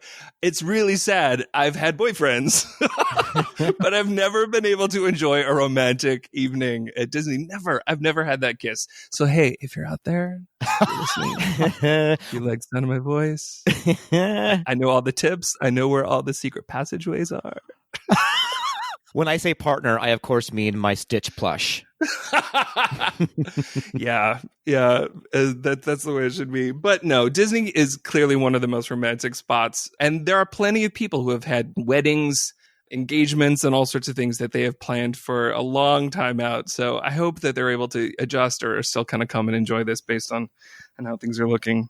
But what I will also point to is that within all of the various places that you can have fun with your partners and with your friends, a lot of people don't ever make it to the water parks. Do you guys normally go over to Typhoon Lagoon or Blizzard Beach? I personally have never been, actually, to the water parks. Either have I. Are you kidding? I would never joke about water sports. Okay. Let me just ask, what have you heard about the water parks? I've heard that there's a typhoon at one and a blizzard at another, so why would I spend my time there? Wow. And that's very rational. That's completely rational. Yes, and it's true. One of the things that makes Disney's water parks so different from your typical, what used to be Wet and Wild, the kind of water park that I used to go to as a kid, is that they're fully themed and they've each got their own backstories. So with Typhoon Lagoon, the story is that a typhoon has blown through and has tossed everything to and fro and sent water where it normally wouldn't be. And so all the buildings are slightly tilted. There are boats and flotsam and jetsam scattered around. A boat has literally found itself lodged at the top of a mountain, which is now called Mount Gushmore, and it spouts water on the hour. But the water parks get a lot of attention during gay days. There's a famous water park party that happens every year there. So a lot of my gay friends have been to Typhoon Lagoon for that event. But it is a really, really fun way to add on to your experience. If you have purchased a park ticket, you can enhance your park ticket by including the option to include visits to the water parks. And it's usually not that much more money to do so. So if you have that kind of ticket, one of the things I recommend is get over to the water park in the morning. The water parks, either Typhoon Lagoon or Blizzard Beach, they're both super fun. You can ride water slides. You can enjoy wave pools. And if you really want to zhuzh it up, you can rent a private cabana where you get to enjoy just the relaxation in your own private space. You've got a locker. They give you a cooler with drinks, and you have a personal attendant who is there to fetch food and drinks for you. How hot is he? They don't give you the chance to select with photographs in advance, unfortunately. Wouldn't that be great? Wouldn't it be great if you're like, I will take him, please? But that's not the way it works. But it's a pretty good value. You're able to bring up to 6 guests. It's an additional charge if you want to go up to 7 to 10 guests, but it's yours for the day. You can actually rent it for just half a day or for the full day. The price does vary. So if you're there during the summertime, it's typically quite a bit. Well, it's more expensive than if you're there during the off season, but it's yours to use. And they also include refillable drink mugs. The food, by the way, if you're a foodie, the food at Typhoon Lagoon is surprisingly good.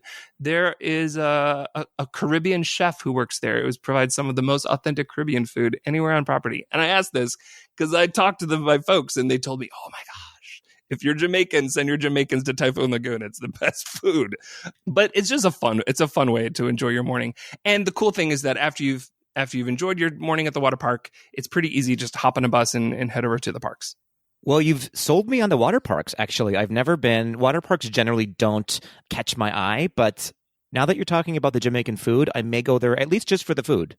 Not only that, there's also fresh donuts. I don't know why they make fresh donuts only at the water parks, but it's the only place to get fresh donuts. They're literally, it's like standing right in front of the Hot Donuts Now sign at Krispy Kreme, except you're at Disney, and they will fry them right for you. And then you can get powdered sugar or chocolate, and I think maybe another flavor, but I don't remember. But they're so good. Now I'm sold. I will fully be in a private cabana eating donuts all day long. It's perfect. Yeah, but when are you going to be able to swim? Because you're going to have to wait 15 minutes after each item you eat. So you're just stuck eating food all day, which may be ideal for you, Patrick. Yes, that is ideal for me. Or maybe just don't tell your mom, and then you don't have to worry about that. But what I will tell you, it was my mother that would not let us swim for 15 minutes. What I will tell you is that, as you know, those afternoon thunderstorms are so common during the summer months. And so that's another valuable reason to head there first part of the day. You can enjoy things before there's lightning happening. Because once the lightning happening, all you've got is the donuts. There's no water parks happening. But I love the water parks. I've been going since I was a teenager. I still love to go. So I highly recommend it for everybody. So we've talked about the mornings in the parks. Your next tip involves the evenings in the parks. Yeah, a lot of people start those early mornings with rope drop, and then maybe they've got kids with them or their feet are just tired and they can't make it till the end of the day. Most typical Disney visitors wait until the end of the night spectacular, the fireworks or whatever that show is, and then they go.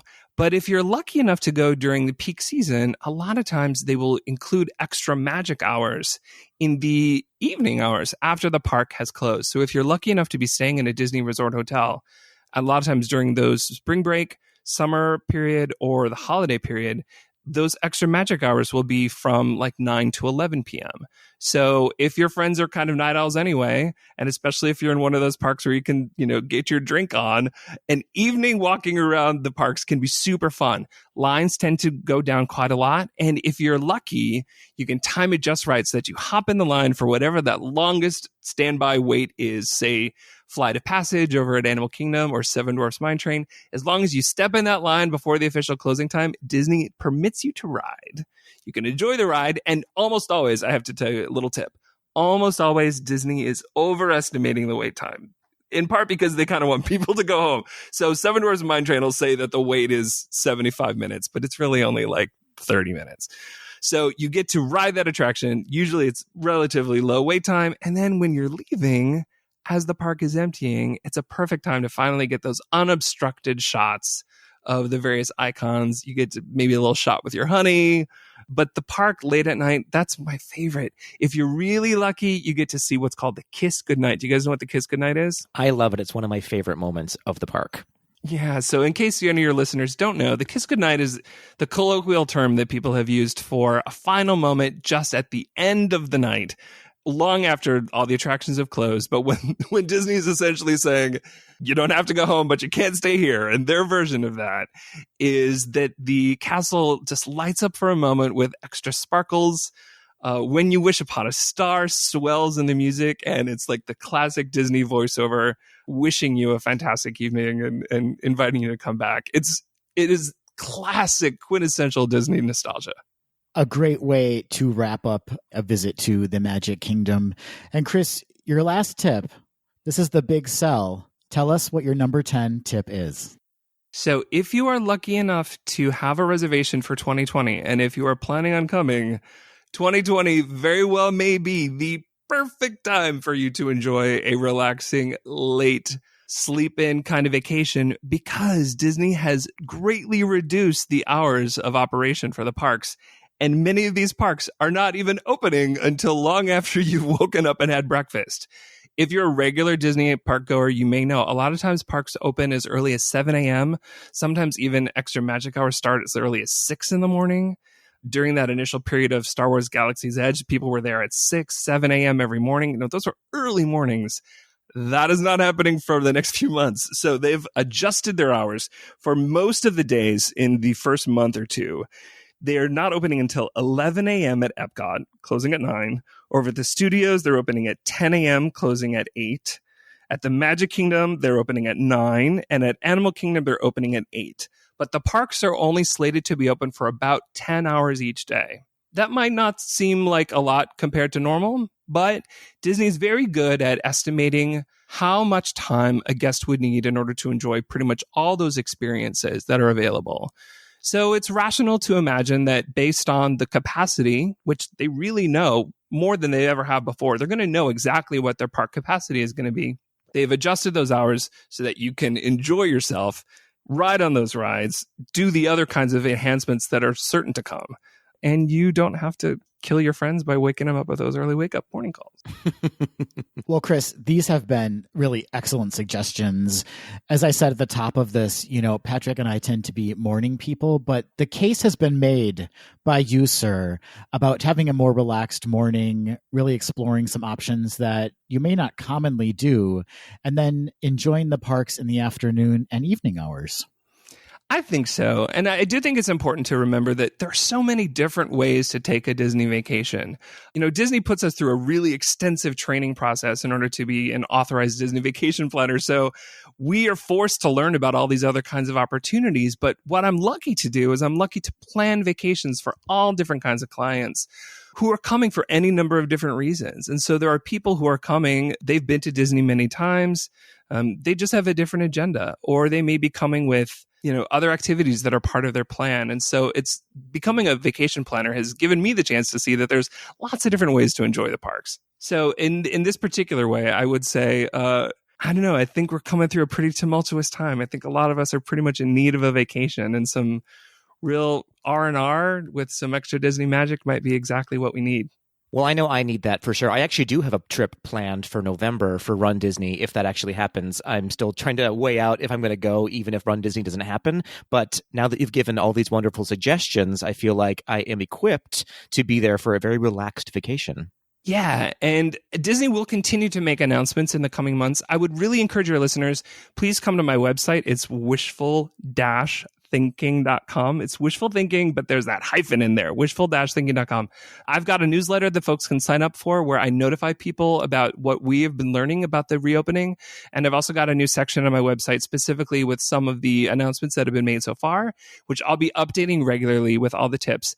I will be in Orlando for the reopening, and I'll be doing my best to attend. I'm a pass holder, and they've told us that we'll be able to enter the parks. I'm waiting to see how that works. But I plan to be here through the months of July and August, providing updates both on my website and also on my Instagram so that people can see really the practical realities of how it's all playing out. Fantastic. Well, actually, as you may know, Chris, we have reached out to our Tweedledees to send us some questions for you if you're willing to spend some more time with us and answer some questions. Totally. Bring it on. Excellent. So first up, we have Matt, who is writing in from Instagram at MattTBR. Matt says, I'm hoping to go on a big birthday trip to Walt Disney World next March with friends and family. Assuming things have returned to normal by then, I've visited the world a lot, and I'm trying to think of ways to make this trip truly unique. What are your suggestions for someone who usually just sticks to rides and character meet and greets? Specialty cruises. Ooh. I was absolutely thinking the same thing. Yes, you can cruise at Disney World. And you can even pay for it. So many people don't know this, but Disney has an incredible fleet of luxury yachts and other watercraft, which you can rent and you can bring, especially it sounds like this is a trip with family and friends. This is something that you can invite large groups on, and they price it for the boat and up to specific numbers of guests. But they've got a 21-foot pontoon boat for $299, which seats 8 guests.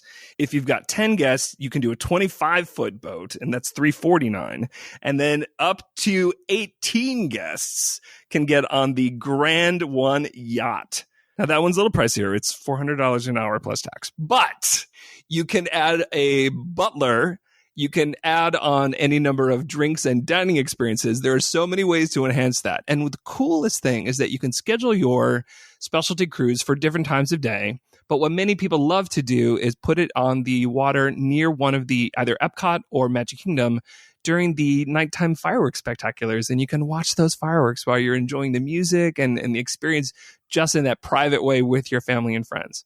That is an incredible suggestion. Matt, since you heard it on Gaze to the D, you are required to invite us on that experience. Yeah, I've never done that. There's an additional experience called the Pirates and Pals, which is definitely more kid geared, but you can enjoy a nighttime water launch, enjoy the fireworks with Captain Hook and his mateys. That one is essentially a floating dessert party. There's a lot of sweets involved. But there's a lot of other things people can do that a lot of folks don't think about. The tours, there's so many different tours that many people don't know. And a lot of them are really affordable. The Behind the Seeds tour gives you a chance to visit the greenhouses over at the Land Pavilion in Epcot. It's very affordable. A lot of times it's even available for same-day bookings. If you visit the desk just next to Soarin', you can often check for same day if you're not a big planner. Many of the other tours will book up quite in advance. There's a very popular one called Keys of the Kingdom, where you get to go backstage at the Magic Kingdom and learn about the keys of service, which Disney has created, which are kind of overarching principles for how they design all of their experiences. But you get to learn a lot of really cool things about the history of what went into the creation of Haunted Mansion and Pirates of the Caribbean, and kind of what Disney's first ideas were when he was first creating Disneyland. I loved that tour. There's also dining experiences. You can do the Highway in the Sky Dine Around, which is a progressive multi-course meal where you enjoy meals along the monorail resort. So you'll get to go to the Contemporary Resort, the Polynesian Village Resort, and the Grand Floridian Resort and Spa. And that food is really good and it's very affordable, but it's a chance to kind of, hop around and enjoy your drinks and food over a progressive dining experience. All of those things do require advanced reservations, and especially some of those tours and dining experiences do book up pretty far in advance. So you're going to want to kind of plan that out. Contact me and I'd be happy to help you. Matt has a follow-up question. Any info on the Walt Disney World 50th anniversary celebration, or when we might know more about it? We don't know anything. Okay. Well, there we go. They have told us absolutely nothing. But there's a few things that we do already know in terms of what's been announced for that period. So Disney World's opening date was October 1st, 1971. So one thing we can look at is the way that they celebrated the 25th anniversary. And for the 25th anniversary, they started the celebration on October 1st of 1996, but then they continued it for 16 months. So it went all the way through to the end of January of 1997. So if they follow that same pattern, we could see celebrations start in late 2021 and possibly extend through the holiday bookings of 2022. But so far, they haven't announced anything. There are some exciting things coming to Disney World in that period. We know that we're going to get to see the opening of the Tron Light Cycle run over in Tomorrowland. The Guardians of the Galaxy new roller coaster is happening where Ellen's Energy Adventure formerly was over at Epcot. And Epcot is going through a tremendous transformation that is essentially for the 50th anniversary. So they are converting Future World into 3 distinct areas called World Discovery, World Celebration, and World Nature. They've announced a renovation of Spaceship Earth, although that is currently on hold. We're not sure when that's going to get started. Also, the brand new Star Wars Galactic Star Cruiser Hotel is scheduled to open in 2021. And there is a brand new hotel happening just beside Fort Wilderness Lodge and Campground on the site of the former River Country, which I went to in 1985. Thank you. That is going to become Reflections, a Lakeside Lodge. And that's scheduled to open in 2022. Now, these construction projects have been paused during this period. And so it's possible that new dates will be announced. They have already announced that some of that construction has restarted. It's certainly all being done in preparation for the 50th. So what you're saying is something is happening, but we don't know what. Exactly. But we know it's going to be good.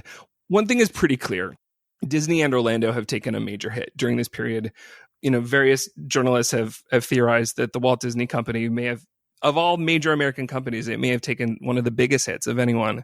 Disney has been able to secure funding to kind of stay on their feet, but Disney is going to be deeply incentivized to draw people back into the parks. Also, the fact that many people will have canceled or will have had their vacations canceled for this period, I think it is fair to assume that 2021 will be very busy. So if you are thinking of going in 2021, definitely get in touch with me because we're the first folks to find out about those new offerings. Not only that, when people book a reservation through a travel agent, this is something that a lot of people don't know. It costs exactly the same to book through an authorized Disney vacation planner as it does just to contact through Disney itself. But when you book through someone like me, you get free help. Disney essentially pays me to help you plan your trip. And we can collaborate as much or as little as you like. Some people really like to lean on my advice, and I'm happy to give them an itinerary. Other people just want to, kind of have me available, so they need to text me in the middle of their vacation and say, is it worth it to wait for Voices of Liberty? And the answer is yes. Then I'll be available to them. But I'm happy to help, and my help is free. So I hope people get in touch if they're thinking for 2021. I love it. Let's head overseas for a brief second. We have an email from Janet who asks, I would love to visit Tokyo and the parks there someday. How many days do you recommend for visiting Tokyo Disneyland and Disney Sea? Well, I have to tell you this, that Tokyo Disney Resort is my favorite Disney resort in the world.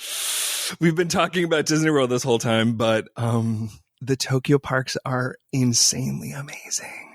They're amazing. I've been lucky to go a few times, and I've helped plan many trips to Japan. So I have a lot of tips when it comes to Tokyo. I also have to mention, I had some clients who are big Disney fans. They had planned an entire month honeymoon for February of this year to visit Shanghai Disney, Tokyo Disney, and Hong Kong Disney. And that entire thing has been postponed. So this has been particularly heartbreaking for them. Hopefully we're trying to get them that they can make it next year. But if you're planning on Tokyo, first off, if you've never been to Japan or just that part of the world, the jet lag of coming from the United States or North America to get over to Asia is debilitating for at least a few days. So you're going to want to plan at least like 2 days to just kind of get adjusted and not feel like you're walking through space. Once you've acclimated to Tokyo, I would say you need at minimum 2 days. But what I would recommend for most people, if they're going to be over there, is that they should do 3 days. They've got a really great 3-day magic passport ticket. Tokyo does force you to select which park you're going to visit on each day. But with that 3-day ticket, you can select Tokyo Disneyland for 1 day, Tokyo Disney Sea for the 2nd day. And then for the 3rd day, they allow you to go freely between each park. But the resort hotels at Tokyo Resort are terrific. I would probably stay at the Miracosta if I could stay anywhere, but to be honest, all of them are very, very, very good. The Tokyo Disneyland Hotel it's a lot like the Grand Floridian. It's just beyond elegant and exquisite. But the parks themselves are so fun. The cast members are exactly what you want in a Disney cast member. They are beyond perky and excited. The dancers in the shows at Tokyo are fierce. Some of the best dancing I've ever seen has been at the Tokyo parks. So I can't rave enough. And many of the attractions, particularly at Tokyo Disney Sea, many of the attractions are ones that we do not have in the US. It's based on the same movies. You're going to know the story. Even if you don't speak Japanese, you're going to absolutely understand what's going on. But the experiences themselves are so fun. I'm dying to go back. Oh, one day I will get there. So Kevin, who you can find on Instagram at Mr. KevyKevs, says, I have a booking for late September this year in Walt Disney World. I am part of the booking for a current cast member who is my sister-in-law. I didn't buy tickets for the park yet, and I'm concerned I won't be able to with the new rules. She did buy her tickets already. Would the new rules allow her to add 2 more tickets to her bookings? Also, will the renovations on All-Star Music be completed by then? Any thoughts on the Halloween party this year? So 3 questions from Kevin. First up, tickets. Chris, how is that going to be handled? So, Kevin, first off, you're very lucky that you know a cast member because cast members do have first access to a lot of this information. And unfortunately, you're going to probably get the answers from her before you'll be able to get them from me. The truth is that Disney hasn't announced anything yet about tickets. Currently, all ticket sales for the future are paused. They have said they're going to be focusing on the current ticket holders for those who are currently resort and other reservations that they've got in their system. And that after they've handled that system and set up the new park reservation system, they will resume ticket sales. but they have not announced anything in terms of what those rules are going to be. So to be honest, I don't know. And I'm very eager to find out. In terms of the other questions, the renovations are currently underway throughout the All-Star resorts. Disney never announces when renovations will be complete, so we don't know. Sometimes they've even started renovations in properties and then paused them and sent that crew to go fix up another resort and then come back. So it's not even necessarily in the way that we might imagine the order of it to be.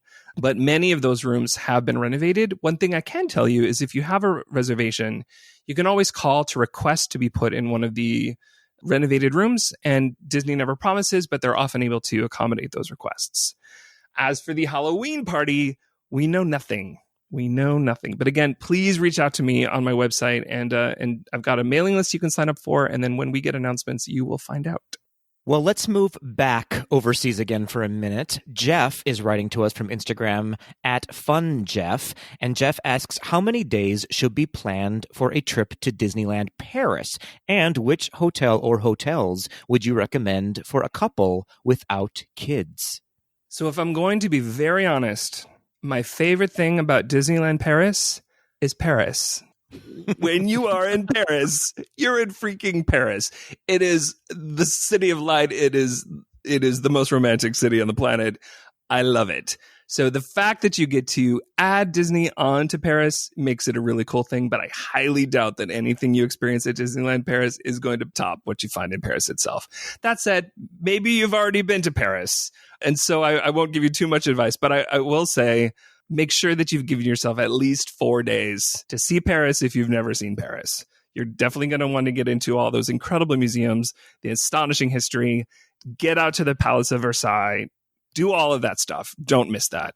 So as long as you've done that, I would say for now, 2 days is sufficient for Disneyland Paris, but things are changing. There's a lot that's happening at Disneyland Paris. They've announced some major expansions. So they've got 2 parks there. They've got Disneyland Park and then the Walt Disney Studios Park. And the Walt Disney Studios Park is quite a bit smaller, but it's about to get big. They've announced an Avengers campus, which is going to have a new Spider-Man ride. They are re-theming their Rock and Roller Coaster to an Iron Man theme. And that is scheduled to open in 2021. But then in 2023, they've got a whole new Frozen Land coming. They've announced a roller coaster, a family-friendly roller coaster that looks pretty similar to Seven Dwarfs Mine Train, but it's going to be themed around Frozen. And they have also announced a Star Wars Galaxy's Edge, which will happen there. And that's further down the line. They haven't announced an opening date for that. So my advice would somewhat depend on when you're thinking of going. But in immediate, let's say for the next year, 2 days is enough. After that, you're probably going to want 3 or 4. There are 6 different Disney hotels if you stay at Disneyland Paris. And it is important to recognize the fact that Disneyland Paris is pretty far from Paris proper. It's a good hour on the commuter trains. So you could stay in Paris and ride the train each day, but I'm a New Yorker. Getting on the train for an hour is like, Brooklyn to Washington Heights. So like we do that in our sleep. But most people prefer to get a hotel out near the parks. And if you stay in a Disney resort hotel, you can enjoy what they call extra magic time. Usually you get about an hour before the park opens to enjoy the park. So 2 different parks. You're going to want at least 2 days, possibly 3 days. And within those hotels, my favorite hotel is the Newport Bay Club. It was renovated in 2015 and everything just feels really new there. The theming is very similar to the Yacht and Beach Club over at Walt Disney World, but it feels upscale and it feels nice. And the price point is, I think, a terrific value. If you do want to splurge, the Disneyland Hotel is located literally right inside the park. It has some rooms that have views out onto the park, which can be pretty magical, but it is definitely a much higher price point. So if you're in the mood for, a real fancy splurge kind of vacation, the Disneyland Hotel would be another good choice. One last question, Chris. This is probably the most important question of all of them. Denzel, who you can find on Instagram at @from_Washington, asks, what can Patrick and Adam do so Wishful Thinking will donate 1 trip to Disneyland Paris to be part of a giveaway? Hint, they will do almost anything for their lovely Tweedledees. Oh, gosh, that's great. You have to do something in order for us to give away a trip to Disneyland Paris. I do know that you have deeper talents than what we're able to perceive here. with just the sound of your voices, I think it may be time for you guys to produce your own TV show. Maybe a YouTube special. Maybe it could be kind of like those old 1970s specials where you have guests that come in. You could have Charo, maybe. Yes. Yeah, sure. Maybe some puppets from Sid and Marty Krofft. Or the swimming, dancing beauties number from the Brady Bunch live special. I mean, I'm digging deep into the YouTube, but if I want you to go viral, I think you're going to need to, step it up. So I think a YouTube variety special, maybe some slinky numbers on top of a piano. Mm-hmm. I think that might earn a free trip to Disneyland Paris. All right, done and done. Patrick, we have some work to do. This all feels doable, though. Well, Chris, we cannot thank you enough for joining us today. First of all, to talk about all of the announcements that were made last week regarding Walt Disney World's reopening. There's still a lot to learn, but it was very reassuring to hear what you had to say. Very comforting to know that the steps that Disney is taking are really with the guest in mind and with their cast members in mind and their safety. We heard your fabulous tips for planning a more relaxed Disney World trip, and we cannot thank you enough for answering all of our listener questions. We really appreciate you taking the time to dig into those questions and get people the answers they need. Honestly, it's my pleasure. This period has been really unusual because I think a lot of people are accustomed to taking Disney trips, on the regular. And so many people are really curious about how to plan things, whether the experience is going to be worthwhile, how to protect themselves and their family. And that is why authorized Disney vacation planners are here. I'm one of those people who loves to give advice. I love to feel like some of those hours that I've spent sometimes by myself walking through the parks have value. And so the chance to share my tips is something I genuinely enjoy. So I really feel lucky that I've got this job, and I would love to help any of your listeners. So please have them reach out. Can you remind them where they can find you online and on the socials? Yeah, so the website is wishful, then a dash, then thinking.com. And Instagram is wishful_, and then thinking without any eyes because the regular normal Instagram handle was already taken. And if you have it, old person out there, I want it. I'll buy it. I'll pay you for it. But the Instagram is wishful_THNKNG. Excellent. Well, thank you once again, Chris. As I said before, I will hopefully be there in the parks in November. If you happen to be there, let me know. We can enjoy an 8 a.m. cocktail as the sun rises. That would be amazing. Listen, I'll tell you, my favorite pool bar is actually over at the Fort Wilderness Lodge. I don't know why, but that pool bar is super cool, and the bartenders there are always really just fun to hang out with. So that's where I would want to hang out. Do you hear that, potential boyfriends out there? He's at the pool bar at Fort Wilderness Lodge. This was so much fun. I hope that I can come talk to you guys again. But I've been listening to you guys since your first episode, so this is exciting for me too. And I really, really thank you for inviting me on. It's been our pleasure. And we will absolutely have you on again as we have many more questions. Thanks so much.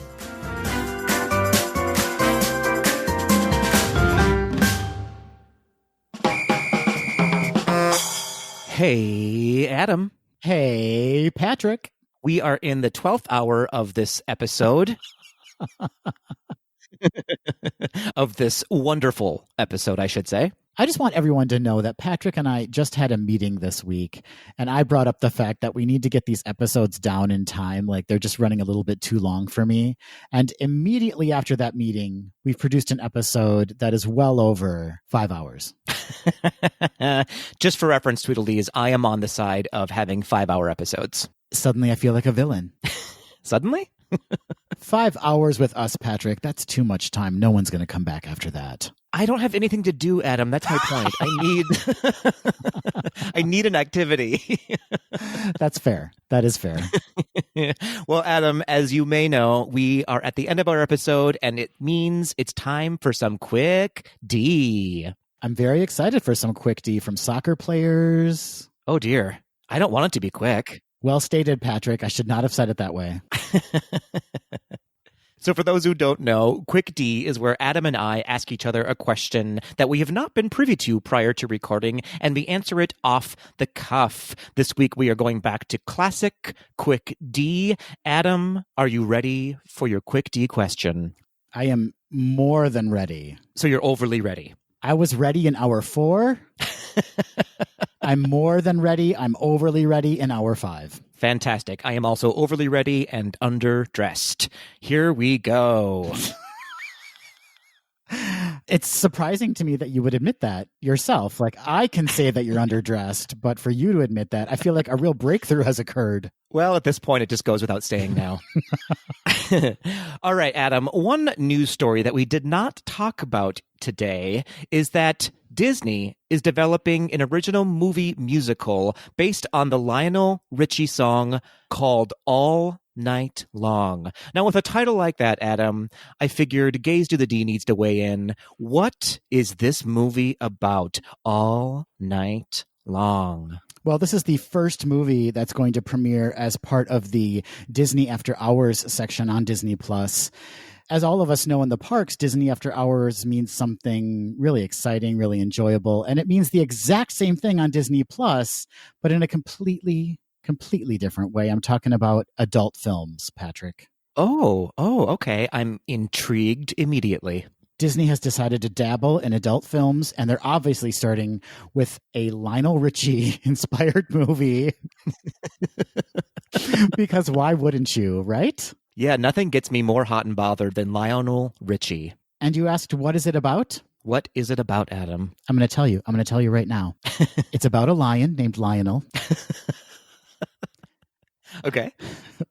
Whose mother dies. Let's just get that out of the way, because it is still a Disney film, so the mother has to die, right? Yes, we are on theme so far. But the mother's death inspires a sexual awakening within Lionel. Mm-hmm. And he goes on a quest to find his mate across the savannas and through the jungles of Africa. Now, is this just The Lion King, Adam? How dare you? Copyright infringement. This is not The Lion King.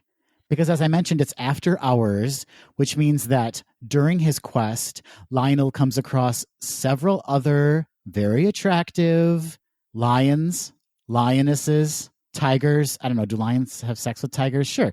Tigers, tigresses, monkeys, hippopotamuses, hippopotami, male, female. Doesn't matter. Lionel wants to explore. But what I'm saying is, long story short, let's cut to the gist. Lionel bangs his way through Africa. This sounds like the first act of Pippin. That's a great comparison, Patrick. Maybe we can get a collaboration between Lionel Richie and Steven Schwartz and just hammer out this great kind of anthem for this movie. Wouldn't that be something you'd want to hear? That would be something that we would have to hear if it happens, I guess. Would you see this movie? I would star in this movie, Adam. It's animated. Did I mention that? It's animated. Wow, way to step up my dreams. You could be the voice of one of the hippopotamuses. That sounds about right. They're all bottoms. Did you know that? All hippopotamuses are bottoms. Hippopotamus. Hippopotamus.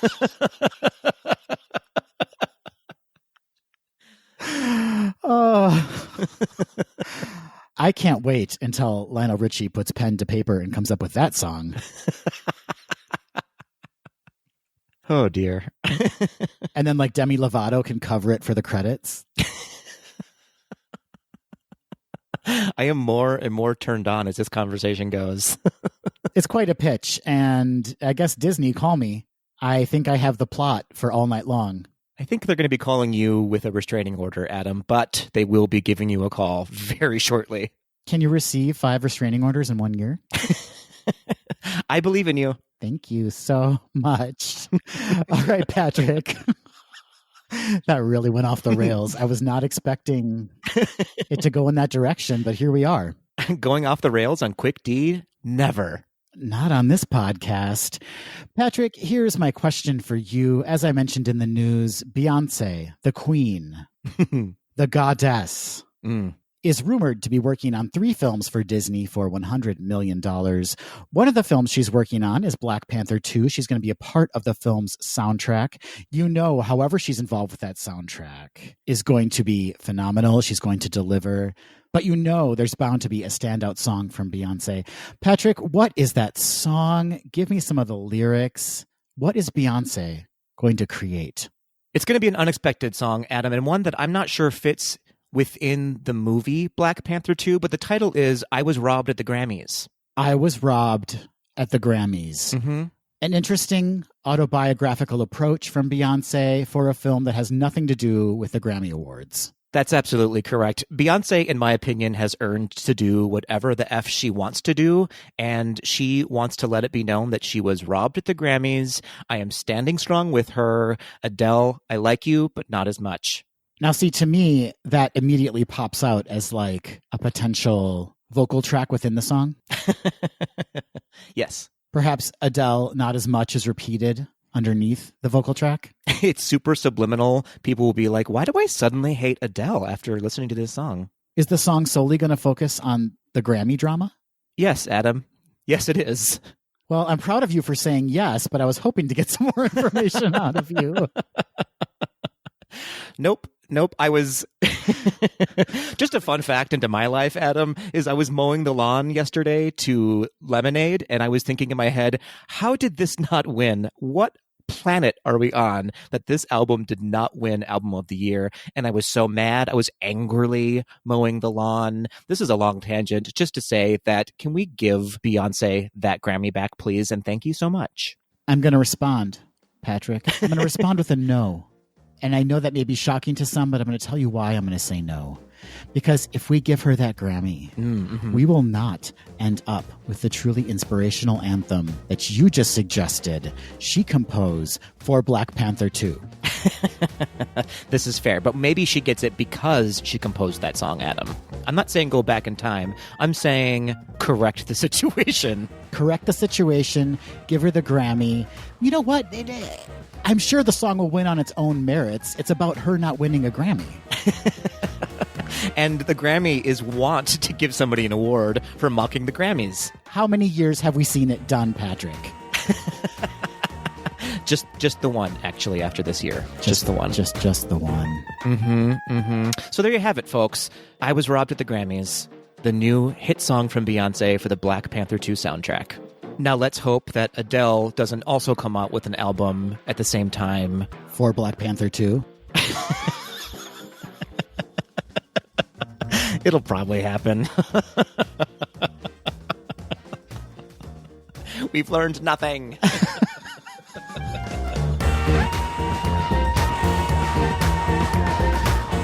That will do it for this episode of Gays Do the D. Thanks for listening. To become a patron of the podcast, visit our website at gaysdothed.com/donate.